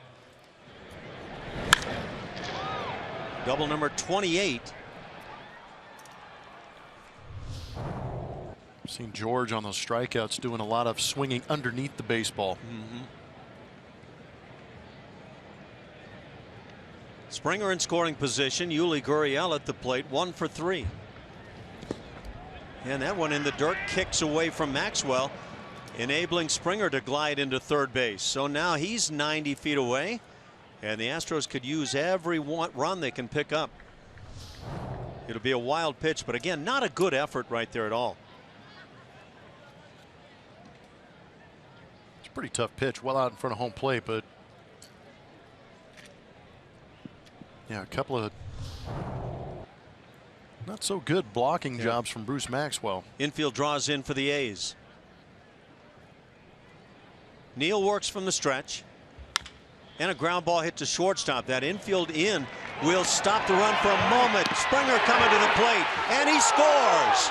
That throw from Alonso into Maxwell. He applied a tag, but Springer appeared to beat it. And we'll see if the A's challenge this call. But for the moment, it's 5-2 Houston. Bob Melvin, hands on hips, trying to figure out what he's going to do. I'll tell you what, Simeon didn't really stop George Springer. Watch George when that ball's caught. Doesn't really head back towards third base. Keeps drifting in that kind of secondary leadoff position and took off towards home plate. And a swipe tag by Maxwell. I'm not sure if he got him, and I don't think they're going to challenge, or they are going to challenge it. So the umpires will come back behind home plate. They will challenge in New York. Boy, that's a close play. Isn't it? And you know what? George has perfected this slide too. Sure We've has. seen it plenty. It's a great look at it. You are so right on that. Safe. To me, there's no way you can turn that call around, is there? Great No job way. by the guys in the truck. Yeah. Great look at it. Yeah, there's nothing for me that turns that over. No, that's a phenomenally athletic play by George Springer on the dive and tag of home. Let's call it 5-2 Houston, because that's not going to get turned around. And that'll be an RBI for Gurriel.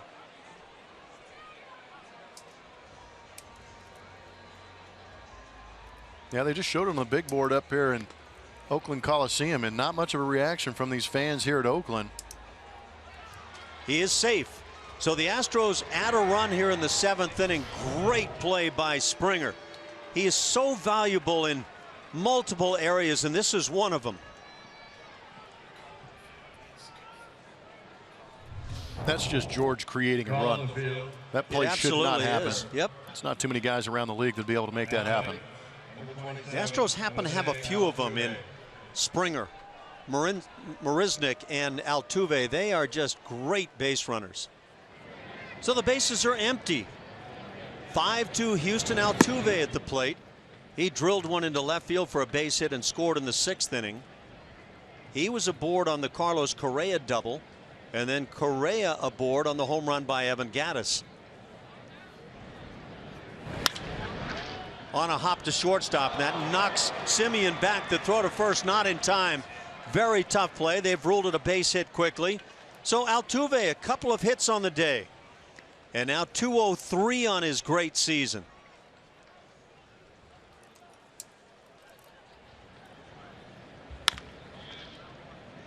Semien, for me, just did not stop George Springer. You want to get him flat-footed, or you want to get him going back to third base, and that was not done. And maybe Semien's thinking, well, guys can't score on this play, but Springer can. So Altuve on for Carlos Correa. Same scenario as the 6th inning. Correa drilled one on a hop to the wall in right center field. Carlos has 34 doubles now. I wouldn't be upset to see Altuve take off for second here. Yeah, why not? It's kind of you've got the 5-2 lead. Go ahead and put the heat on. And we've talked about Altuve, 3 stolen bases shy of 30.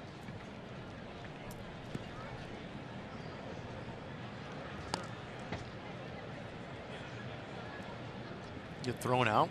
Correa leads off the next inning. If you make it, you're in scoring position. Granted, at first base, he's already in scoring position for Correa, but anytime you can gain 90 feet with the wheels of Altuve, might as well give it a shot. Another wild pitch factors in the Astros picking up a run. And everyone's so big. This is to the seats on the right side. The Astros have scored in 3 consecutive innings now.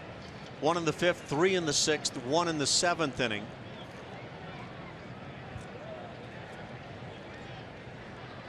If you're A.J. Hinch, you just have to appreciate the outstanding athletes he has on this club.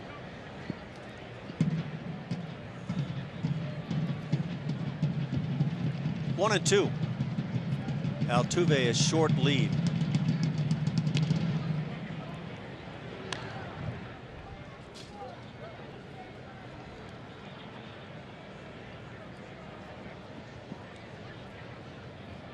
Colby Rasmus, another one of those guys who runs the bases very well, but Colby has been unable to play here recently.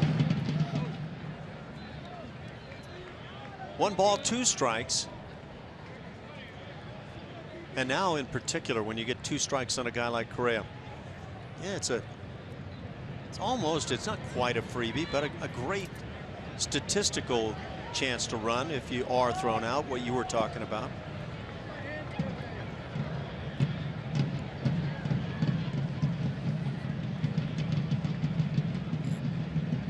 Very short lead. Correa stays alive.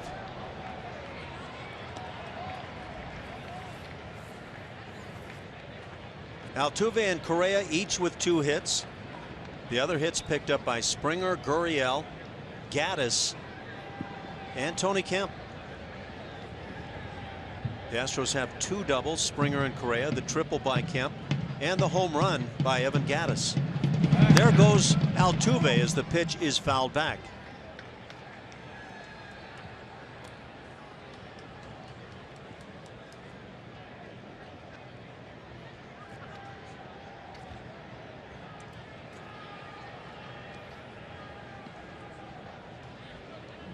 Evan Gattis, boy, he hit a tough pitch and launched it out to left field, his 29th of the year.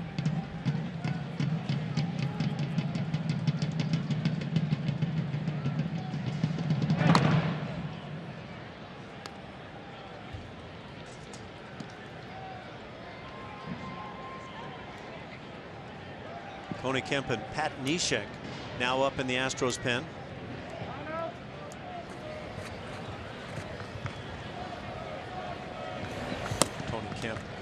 Tony Sipp, excuse me.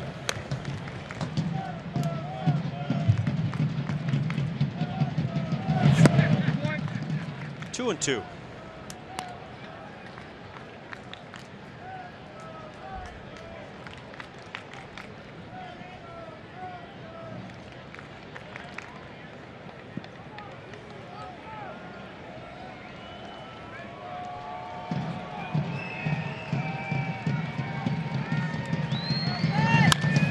Ball hit left side, 2 hops for Simeon.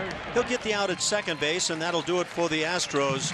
They get the run as George Springer comes up with a gem.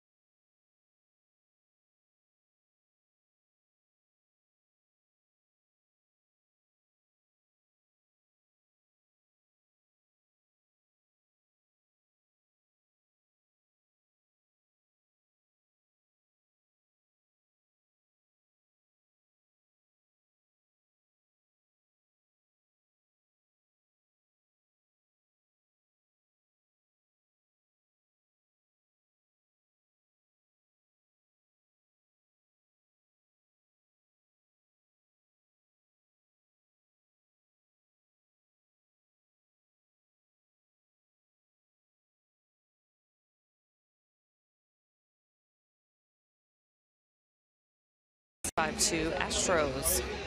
It's time to name that Astro, presented by your local Honda dealer. We gave you some clues. Let's see, a career high 12 wins and 80, the golden nickname, and in the center of a huge play in the LCS. It is, who is Vern Rule? Ash was all over this one, right? Vern, what a fans nice on Twitter guy. got it too. They did a good job. Wonderful guy. Really did a great job pitching that year, and that huge play. We've seen actually kind of a call recently like this where it's a call the umpires couldn't make. I'll try to describe it in a moment, but for the A's here in the bottom of the 7th inning, Jake Smolinski leads it off, the 9-hitter, and then the top of the order. There was a little looping pop back to the mound. That was the only way you could play it was, you know, shoe top high, and Vern came in and gloved it. And there were a couple of runners aboard, and they took off, and the umpires got confused, and there should have been a triple play, but the umpires decided that, well, okay, if he caught it, it's a triple play. If he didn't catch it, it would have been 1 out, not a double play kind of thing. And they wound up calling a double play, one of those in-between calls that you can't make. And so that was that's the play that is talked about there. That was against the Philadelphia Phillies, who went on and won the World Series.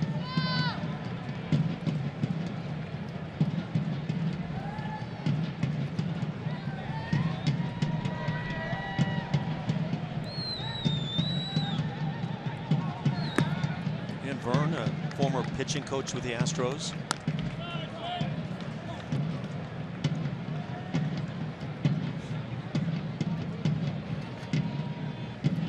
Jake Smolinski at the plate, 3-1 the count, and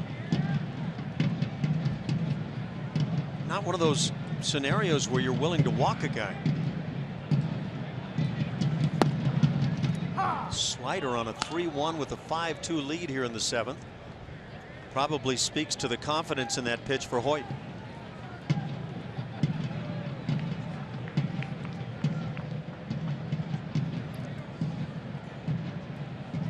Neshek and Sipp continue to stay loose in the Astros pen.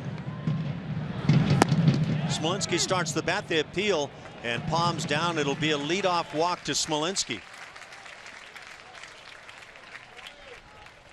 A.J. Hinch quickly out of the dugout. He's headed to the mound, and he'll bring on the left-handed arm of Tony Sipp as the left-hand hitting Joey Wendell comes to the plate. He's also followed by Stephen Vogt. So a couple of left-hand hitters now for Tony Sipp. Astros trying to protect this 5-2 lead.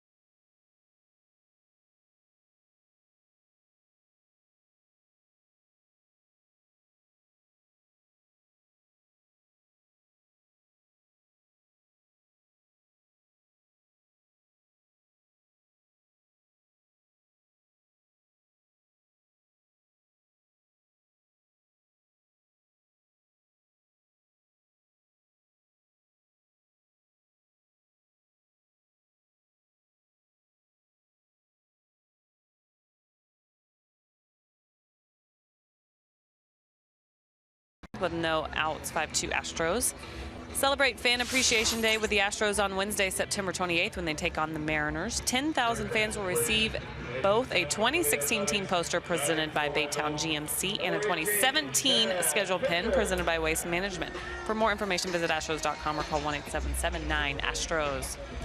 We're getting a look at the Astros bullpen today. We will not see Chris Davinsky, though. He is down today. He has pitched a lot for these Houston Astros in big key moments of games and done a really, really nice job. No surprise, it's what he's done all season for the Astros. And A.J. Hinch said that he asked him today how he was feeling. He said, my arm's attached, so I'm ready to go, Skip. But of course, he's not going to use him. You know, but that's the kind of guy he is. He's a true gamer and ready whenever they need him. First pitch from Tony Sipp, banged off the wall in center field as the A's go to their bench and bring up Chad Pinder as a pinch hitter. And he was ready. And now runners at second and third. Tony Sipp gives it up on that first offering.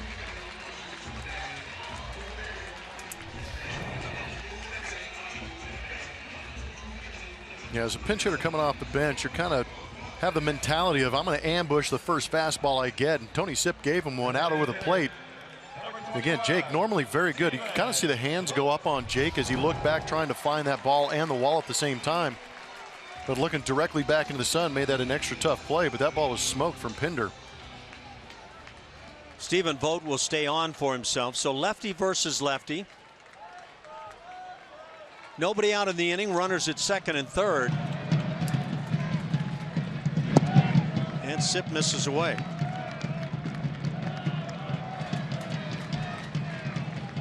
So the A's come banging back right away now.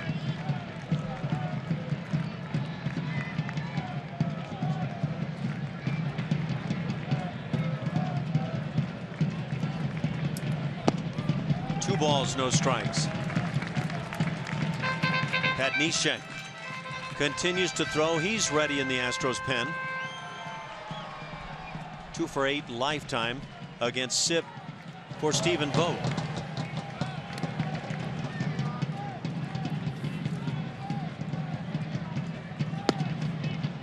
And now 2-1.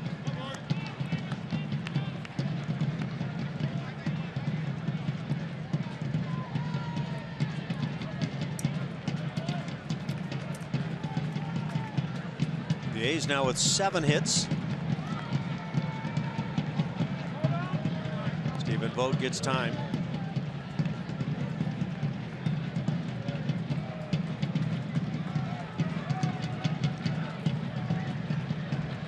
It never seems to come down easy against the Oakland A's. Ground ball up the middle. Correa's there to make the play. They get out number 1, but a run scores to make it 5-3. And moving into third base is Pinder. So Smolinski scores that third run. A.J. Hinch coming out to the mound. Tony Sipp is done as Pat Neshek is summoned. So it's a 2-run game now. A man at third base, 1 out. And it's up to Pat Neshek to get the job done. We'll be right back.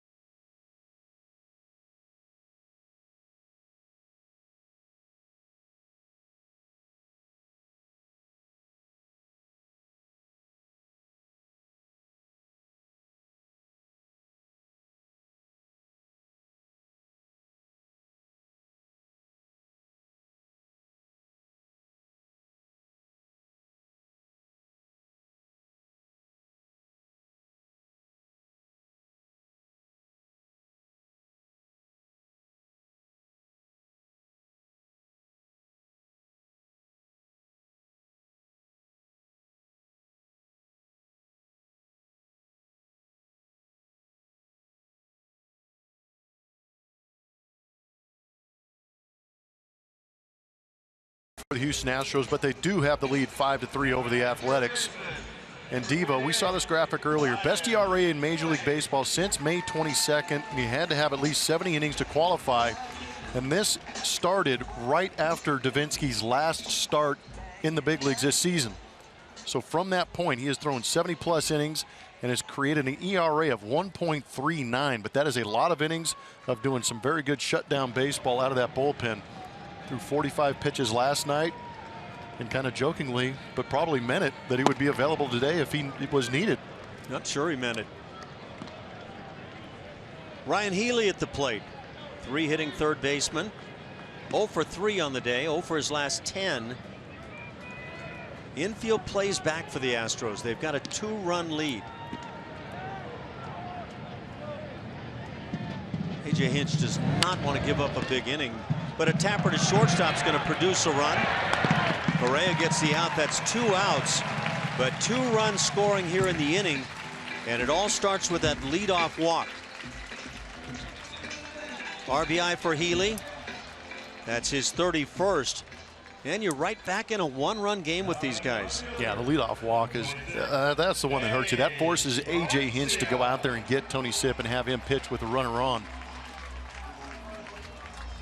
And the first pitch from Tony Sipp, banged off the wall in center field by the pinch hitter Pinder. Danny Valencia at the plate. Cleanup man. Has a walk and a hit today, and has scored a pair of runs.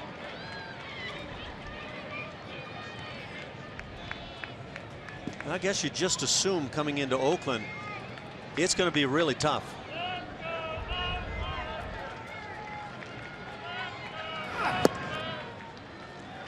Had Neshek out in front of the count, 0-2. As long as there's a W next to you at the end of the day, that's all that matters. Right. But it is a grind out here for whatever reason. They just refuse to go away against the Astros. And again, these A's had just gotten done roughing up Texas and Kansas City. A 4-game sweep of the Royals.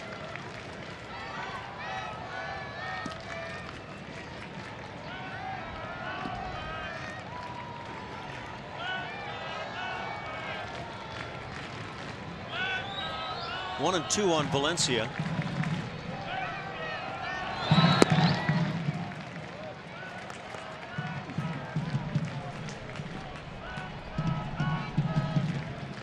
Yonder Alonso, the left-hand hitting first baseman, waits on deck.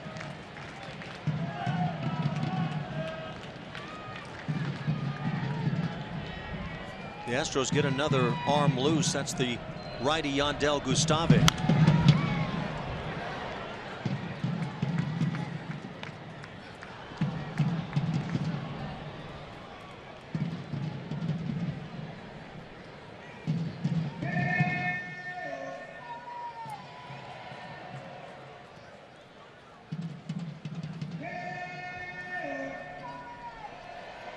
Starting to really feel like a grinder now in the 7th inning.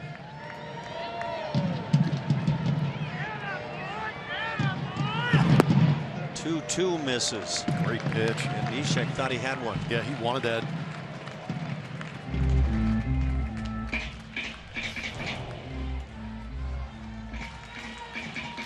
The A's get very tough right-hander Ryan Dull loosening in their pen.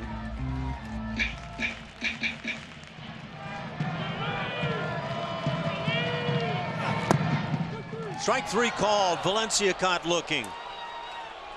And he didn't like the call. He got chased yesterday. That'll do it as Neshek gets the strikeout. Couple of runs in the inning. It's 5-4 Houston as we go to the 8th.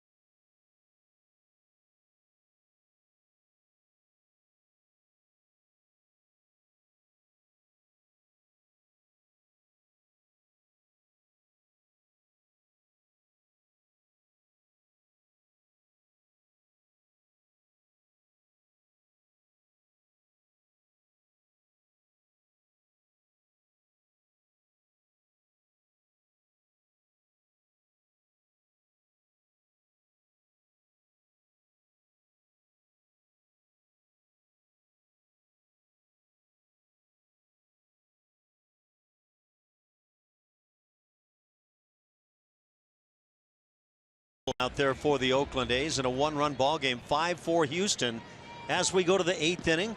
Evan Gattis leading it off. Very big swing for the Astros in the 6th inning. A 2-run dinger. Carlos Correa aboard. Those were runs 3 and 4. The Astros had a 5-2 lead going into the bottom of the 7th inning, but the A's strike for a pair. Ooh. This ball is crushed to center field at the wall.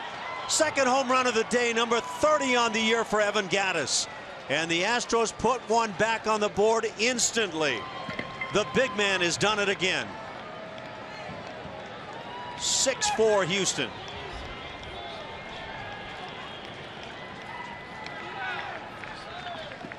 Looks like he tried to knock down Mount Davis and take up real estate here in Oakland. He continues to mash A's pitching. 8th home run this season against the Oakland Athletics, and this ball was just annihilated. Straightaway center field. Wow, Gattis put his head down like he felt bad for the baseball.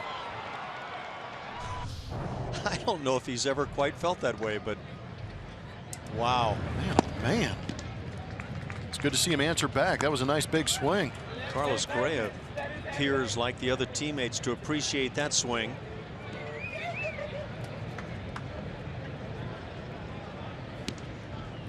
Dallas Keuchel hasn't been able to do a whole lot more for some time.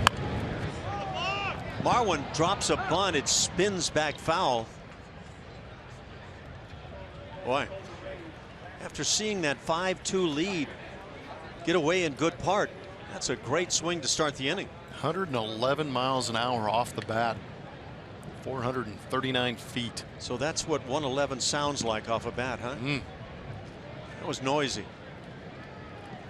30 dingers. Evan Gattis leads the club.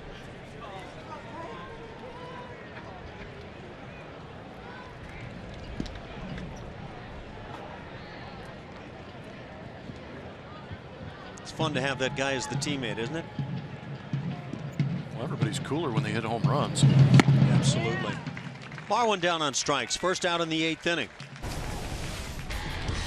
Talked about it. The A's crusher is Evan Gattis putting his head down. That was when the beard was just filling in. But again, this ball is just pummeled into left field seats. This one back at Minute Maid Park. 8 of these home runs on the season against these Oakland A's, and just as big as this ballpark is, not able to hold him. One out, and now Teoscar Hernandez grabs a bat. He pinch hits for Tony Kemp. Kemp wound up 1 for 3 with a triple. 6th inning 3-bagger. He wound up stranded at third base as Jason Castro struck out to end the inning. And now Teoscar tries to get a big swing. In the air to right. Valencia is back. He'll make the catch. 2 down in the inning. It hasn't just been the A's. It's been against the American League West. 58 games at 270 average. Nice slugging, 545, but 17 home runs. He is enjoying being in that Western Division.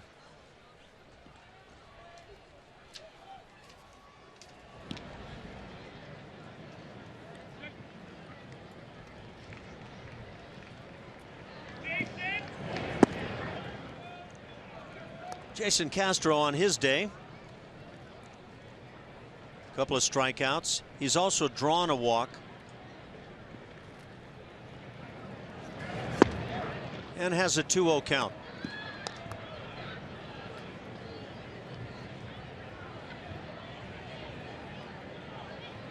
For the A's in the 8th inning, it's 5, 6, 7 coming up.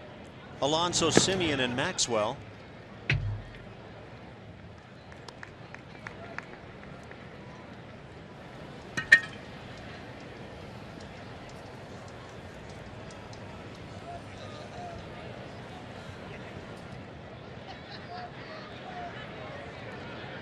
Jason Castro hitting right at 210 on his year. And draws the 4-pitch walk. Second walk for Jason on the day. Brings up 9-hitter Jake Marisnick. Skipper Bob Melvin's coming out. He points to the bullpen. And the A's have right-hander Chris Smith loosening.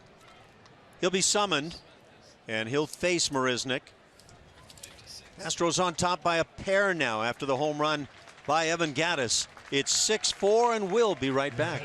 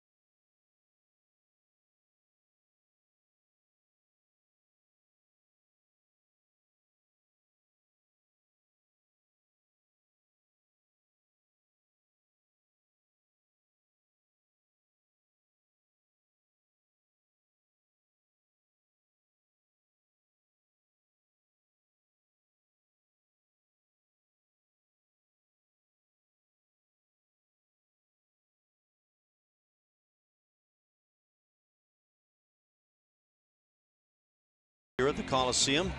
6-4. Astros lead it. And by the way, that home run by Evan Gattis, the 100th of his career. So that's a big one. Number 30 on the year, number 100. And our PR guy, Chris Pexano, gave us some good numbers too. Second multi-home run game of this season. 7th of Gattis's career. Also has 13 home runs since 2014 against the Oakland A's. Smith brings a strike. Smith, 35 years of age. And he's pitched in the big leagues. Started in 2008. He's pitched with the Red Sox and Brewers. Hadn't pitched in the big league since 2010. That with Milwaukee. He's bounced around.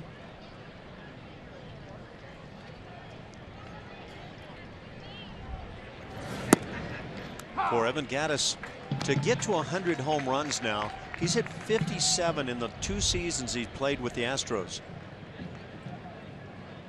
Of course, he started with Atlanta. Risnick starts the bat, lays off. 2-2 the count on Jake. 0 for 3 on the day, but drove in a run with a ground out in the 5th.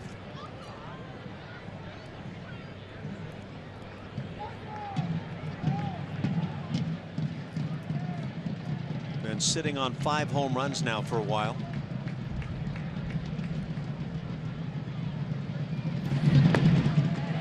And waves on the curveball in the dirt. He's tagged out. That'll do it. The Astros get a run on the bomb by Evan Gattis, number 30 on his season. 6-4 Houston.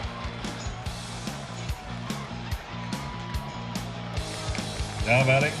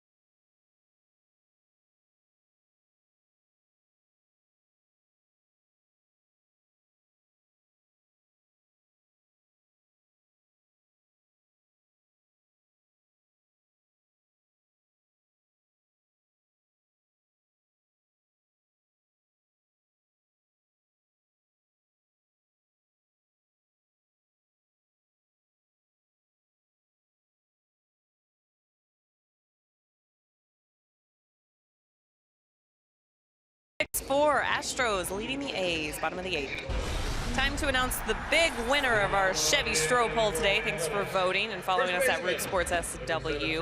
And we asked you, who has the coolest mustache of all time? So close. That hurts. So I heard that, I wasn't following along too closely, but I did hear that Alan Ashley made a huge it was a late push, really, after the pictures were seen. Right? So everyone just started to, How are you going to compete jump with that, on really? board. That's tough. Yeah, and then there's Tom Selleck on the list. That's just not fair. That's the name of Jason Castro's dog, Raleigh. Way to set me up for Raleigh defeat had today, mustache guys. enhancing product. You did it a la natural. Yeah. There's got to be credit for that. Yeah. We are in the bottom of the 8th inning. The Astros riding a couple of home runs by Evan Gattis today. 30 on the season, lead at 6-4. And now Will Harris on to pitch. Has a 1-1 count. Yonder Alonso leads it off, 5-hitter. He's followed by Marcus Semien and Bruce Maxwell.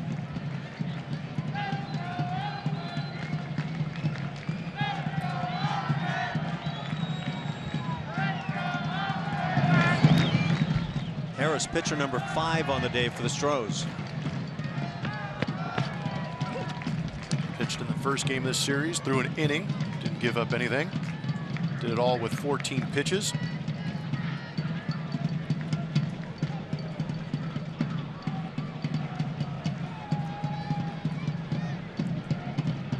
Two balls and a strike. Shift on in the infield. And now it evens at 2-2.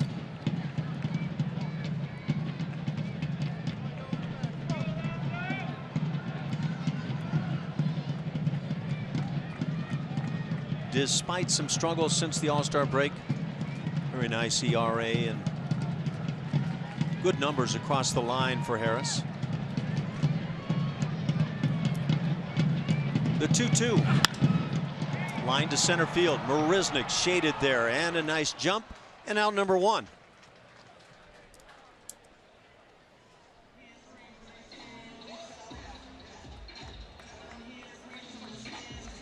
Brings up the shortstop, Marcus Semien. He's 1 for 3.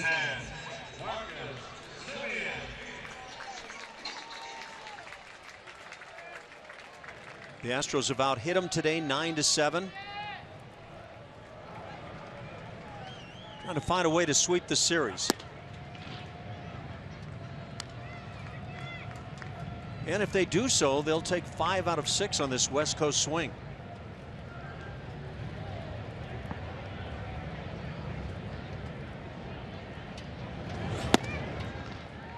Harris falls behind.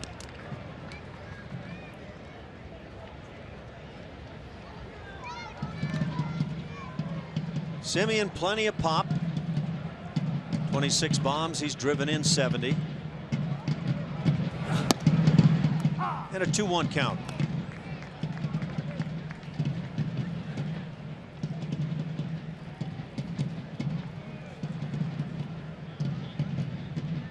Harris has allowed 48 hits in 59 innings. 2-2.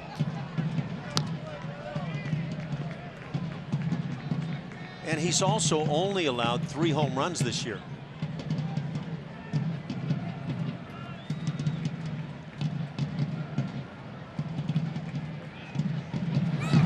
Good curveball for the strikeout. Second out of the inning. And strikeout number 7 for the Astros staff.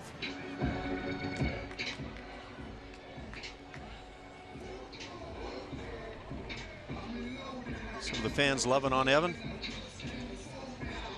Yeah, I heard that ball Evan hit, screaming for a parachute. That ball was smoked.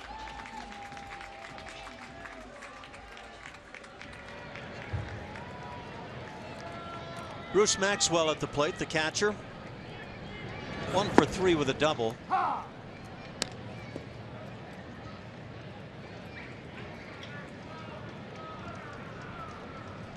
Ken Giles has picked up saves in the first 2 games of this series, and you wonder, will we see him in the 9th inning? A little half swing going through Maxwell. He went. You think so? Yeah. No appeal needed. It's not a good feeling. Yeah, that's just hands and wrists breaking down right there.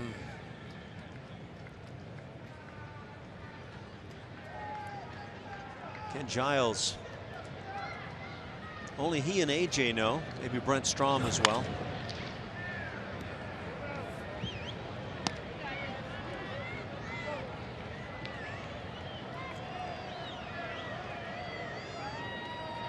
Oh, 2 the count.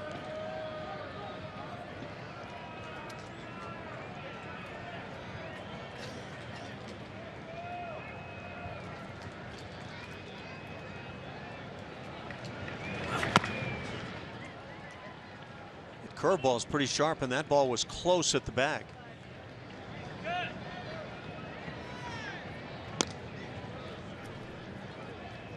Oh, 2. 2 outs here in the bottom of the 8th inning.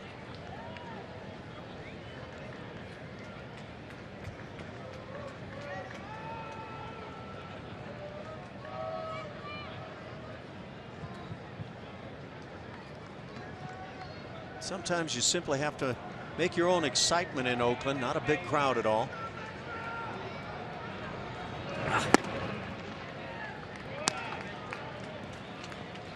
1 ball, 2 strikes on Maxwell.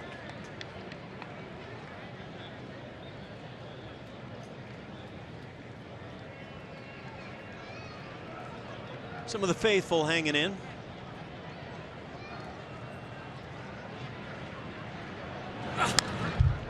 And again, the heat is fouled back to the screen.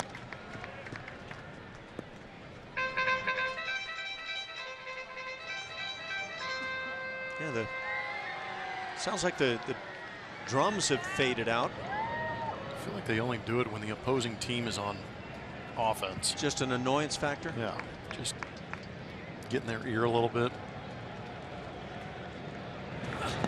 Curveball. Did the bat go through? Yes, it did. Home plate umpire takes it. Clint Fagan with the call.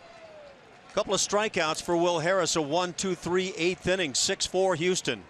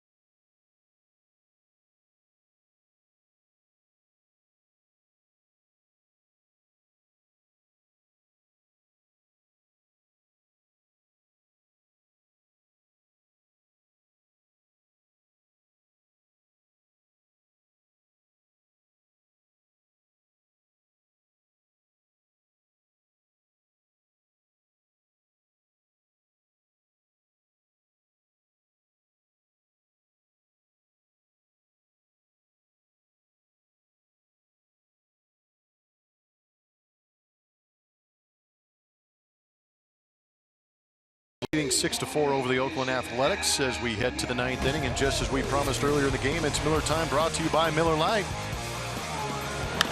George Springer having a day. Got the wheels loose early, made a great play, running about 125, 130 feet over to foul territory, over the pitching mound, makes a great play, picking up Colin McHugh right there on the warning track. Here he hits an absolute laser to center field. Got himself a double. This is probably the most athletic play we've seen from George Springer in a couple days. Great diving slide, sneaking that hand in there to create a run for the Houston Astros. It's a really good call at the plate, too. Yeah, that did kind of get discounted. Yeah. He was right on top of it. 6-4 Houston in the 9th inning now.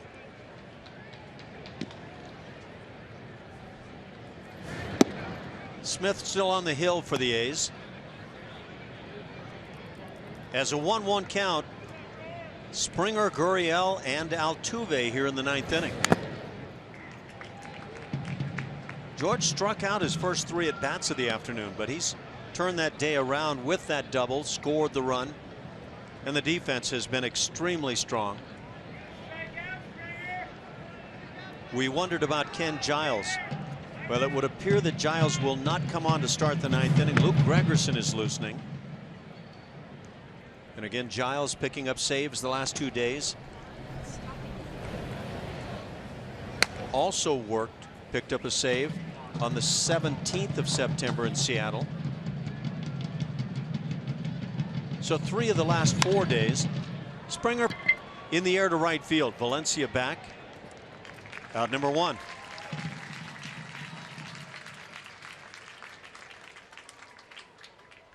You want to try and avoid going that many days back to back. But Gregerson didn't pitch last night. He's available today. And also, you know, Will Harris, Luke Gregerson, and Giles are all technically closers. They've got those saves under their belt, so they're not completely foreign to the situation. Every closer wants to get every save he can get, but only within reason on the arm.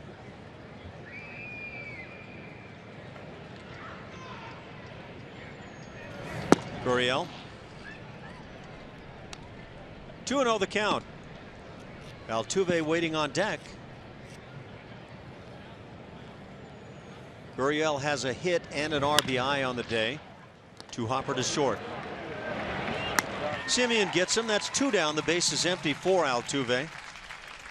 Watch every out-of-market game live in HD on over 400 supported devices with MLB.TV Premium, which includes a free subscription to At-Bat Premium. Blackout and other restrictions apply. Visit MLB.TV for details.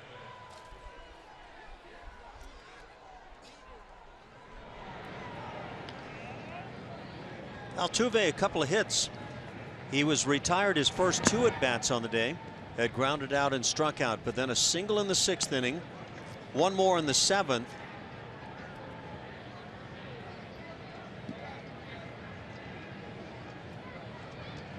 Has scored a run and fouls it back. 1 ball, 1 strike. The 2 hits now have Altuve back to 337.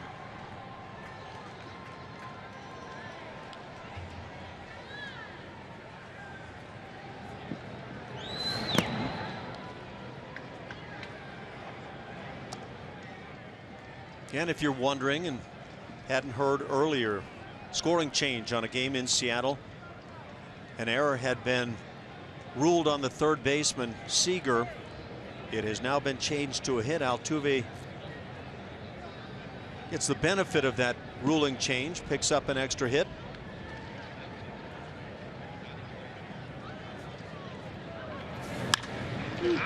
Pops one up.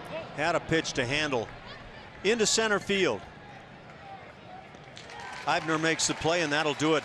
1, 2, 3 go the Astros in the 9th inning. To the bottom of the frame we go.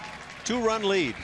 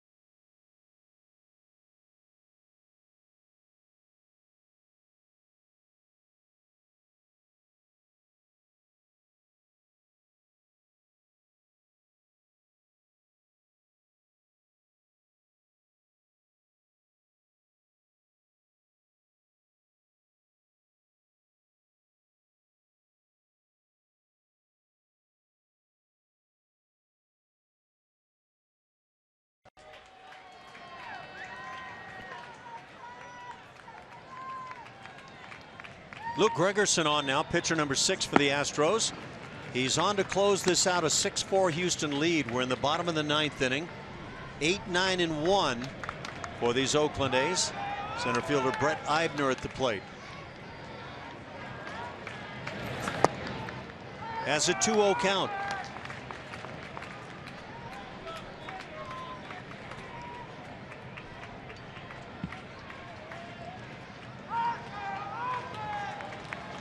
Gurriel drawn in on the third base side. And now 3 balls and no strikes as Gregerson cannot find the strike zone.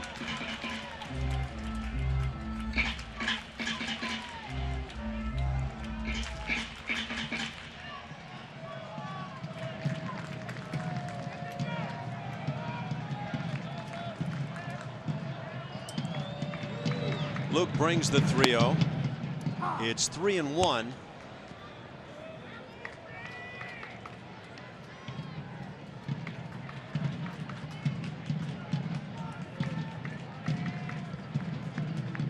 And right back to the plate. Ground ball right side. Marwin wide to his right will glove and feed on to Luke. And out number 1.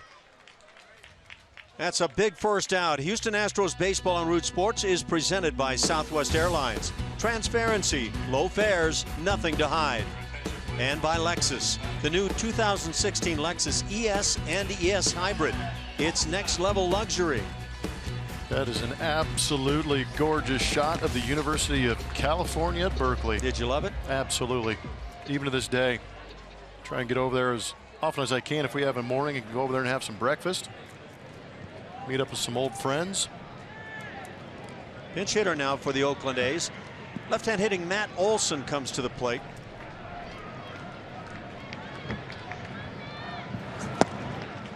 Gregerson misses low with that slider. Or is that the fastball sinking? Sometimes they're, other than the velocity, almost impossible to tell one from the other.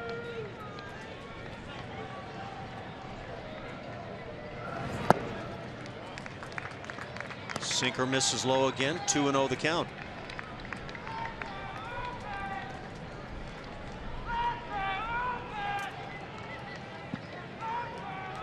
Olson without a hit.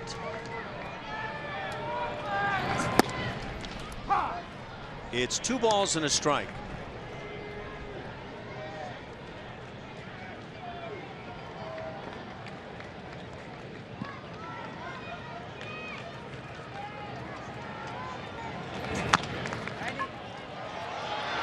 Out in front of the plate, Castro with the play. There's your second out of the inning. So the little tapper fielded nicely by Jason Castro. And now with 2 outs, the top of the order, Chad Pinder, who came on as a pinch hitter, will stand in. Baseball's amazing. A guy can throw the baseball around 89, 90 miles an hour, and he can take a full swing and hit it about 6 feet out in front of home plate. Nice play by Castro, bouncing out from behind home to make that play. Matt Olson, who grounded out there, is now 0 for 7 in the big leagues. Luke Gregerson trying to pick up save number 15 on his season.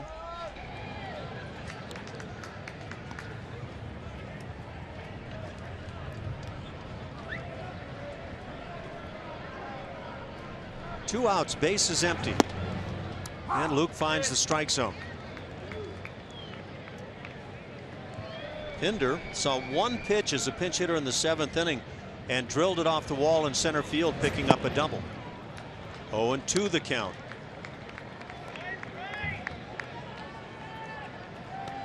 Down to a pitch for Gregerson.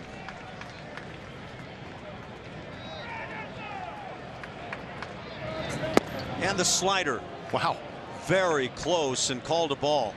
Great pitch. Boy, that was beautifully spotted. Yeah, it really doesn't get much better than that. That is a strike. And that's every pitcher's dream, to put it right there time and time again. So Clint Fagan misses that one. Now a 1-2 from Gregerson.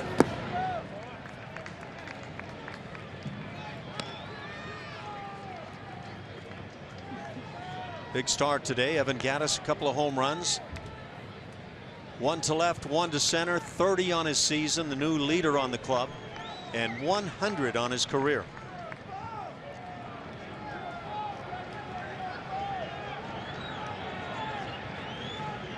The 2-2. Will we do it again?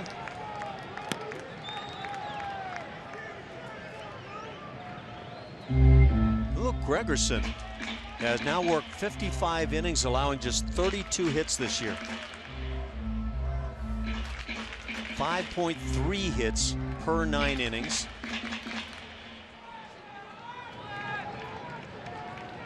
Excellent year for Luke.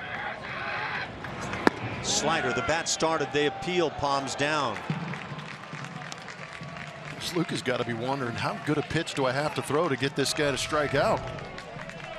He's already thrown a slider in the zone, and he got a swing right there, but they refused to call it to end this ball game. Got a couple of third strikes not called. Evan Gaddis agrees with us. And so Gregerson works the 3-2. Little pop flared foul on the first side.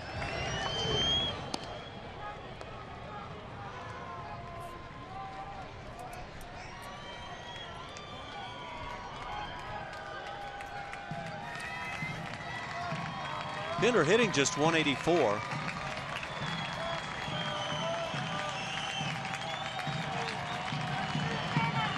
That double off the wall, his 7th hit of the year. And ball 4 delivered. And another close pitch. A 2-out walk. And that brings the tying run to the plate.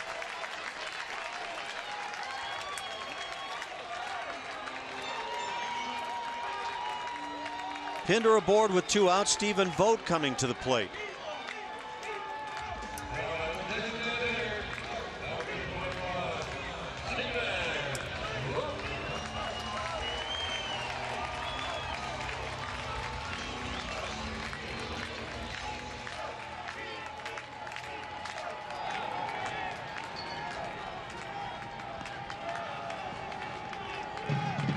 Marwin Gonzalez at first base is going to play behind Pinder, who now has a huge lead, and he's going to take off for second base. Vogt takes the strike. It'll be fielder's indifference, but now no force at second for the Astros.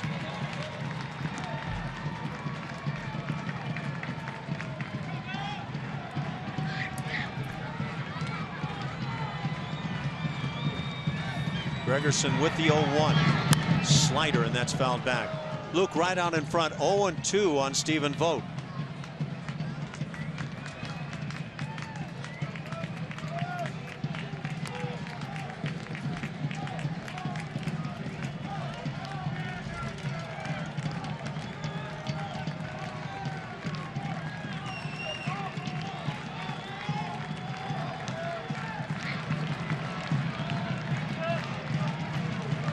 The 0-2 on Vogt.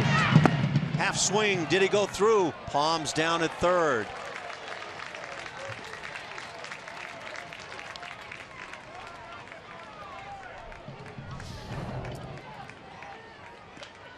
Boy, that's close. Yeah, that's borderline. I always felt as a player that umpires didn't enjoy calling the called third strike or the check swing to finish a game. Kind of get that sense today. That's what it feels like, doesn't it? Twice. It would have appeared with our replay that Pinder went through on his. This was very close on Vogt. It's 1-2.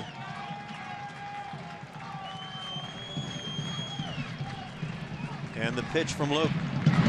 Slider rammed down the right field side, but foul. This isn't fun. No, it's not. Thoroughly annoyed. Yeah. Replays that we have would say that Pinder struck out twice. He's now at second base. And now Stephen Vogt, you know how tough he can be. Yeah, just a noisy strike. That's what you got to tell yourself. Come back and make a better pitch. He got a little bit quick on that slider on the inside.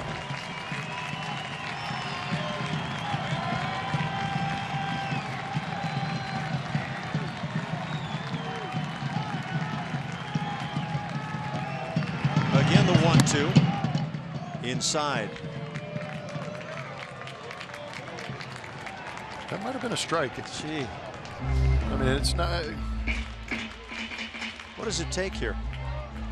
I can only imagine what's going through Luke's head right now.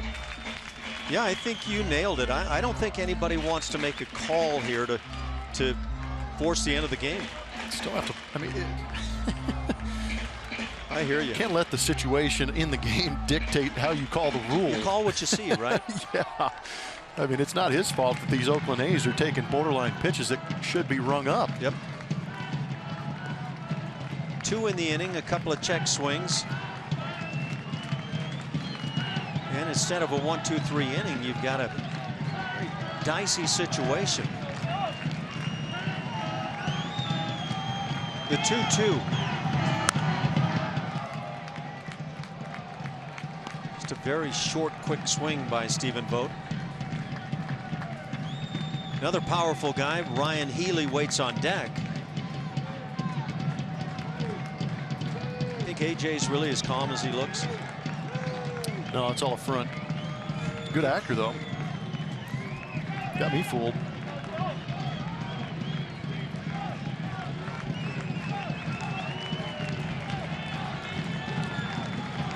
Again, we do the 2-2. And a foul ball again.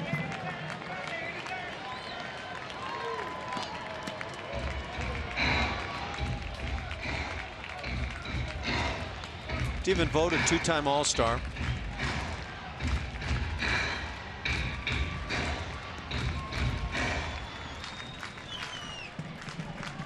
I don't know if the crowd's on their feet, but the Astros are.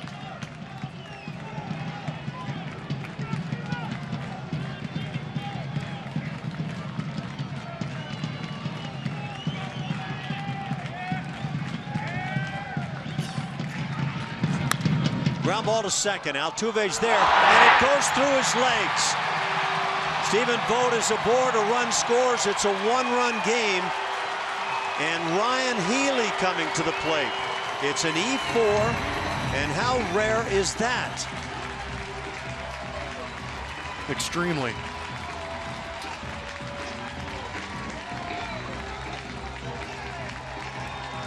You know what? I got to give Altuve a lot of respect here, too. Yep. Booted that ball, but he immediately ran in and gave Luke Gregerson a slap on the behind and said, I will never do that again. You could see it setting up. There was that in-between hop. Altuve went to a knee and then kind of came up. You realize how tough it is for a baseball to get underneath you when you kneel down like that? That's tough. A.J. Hinch is out to the mound with the entire infield. And this is a precious win right now to get. Pinch runner at first base. Arismendi Alcantara is that pinch runner. And that peek at Altuve. Watch him come up. Yeah, that glove coming up too quick. So there's speed at first base. And we've seen Alcantara in the series. Ryan Healy 0 for 4 with an RBI. Starts the bat. They appeal, palms down.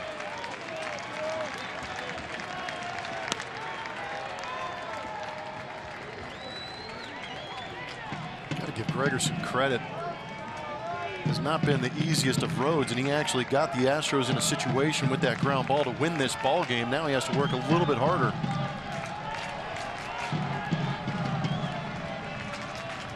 Wouldn't be surprised to see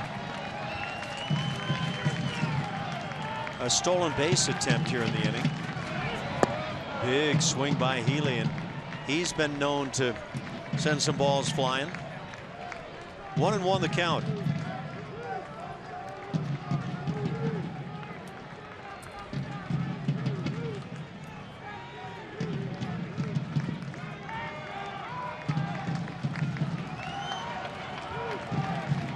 Outfield very deep. Runner goes. The pitch, a strike. The throw down.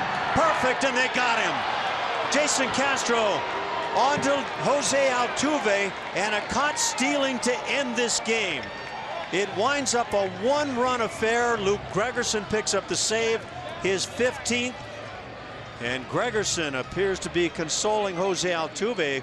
For the moment, though, the Oakland A's are asking for a review on this call at second base. So hold on, it's not over yet. Call was a strike. Great release from Castro, and I believe that that is going to be an out. I don't see how you turn that one around. But Bob Melvin is out having a conversation. They're going to get on the headsets.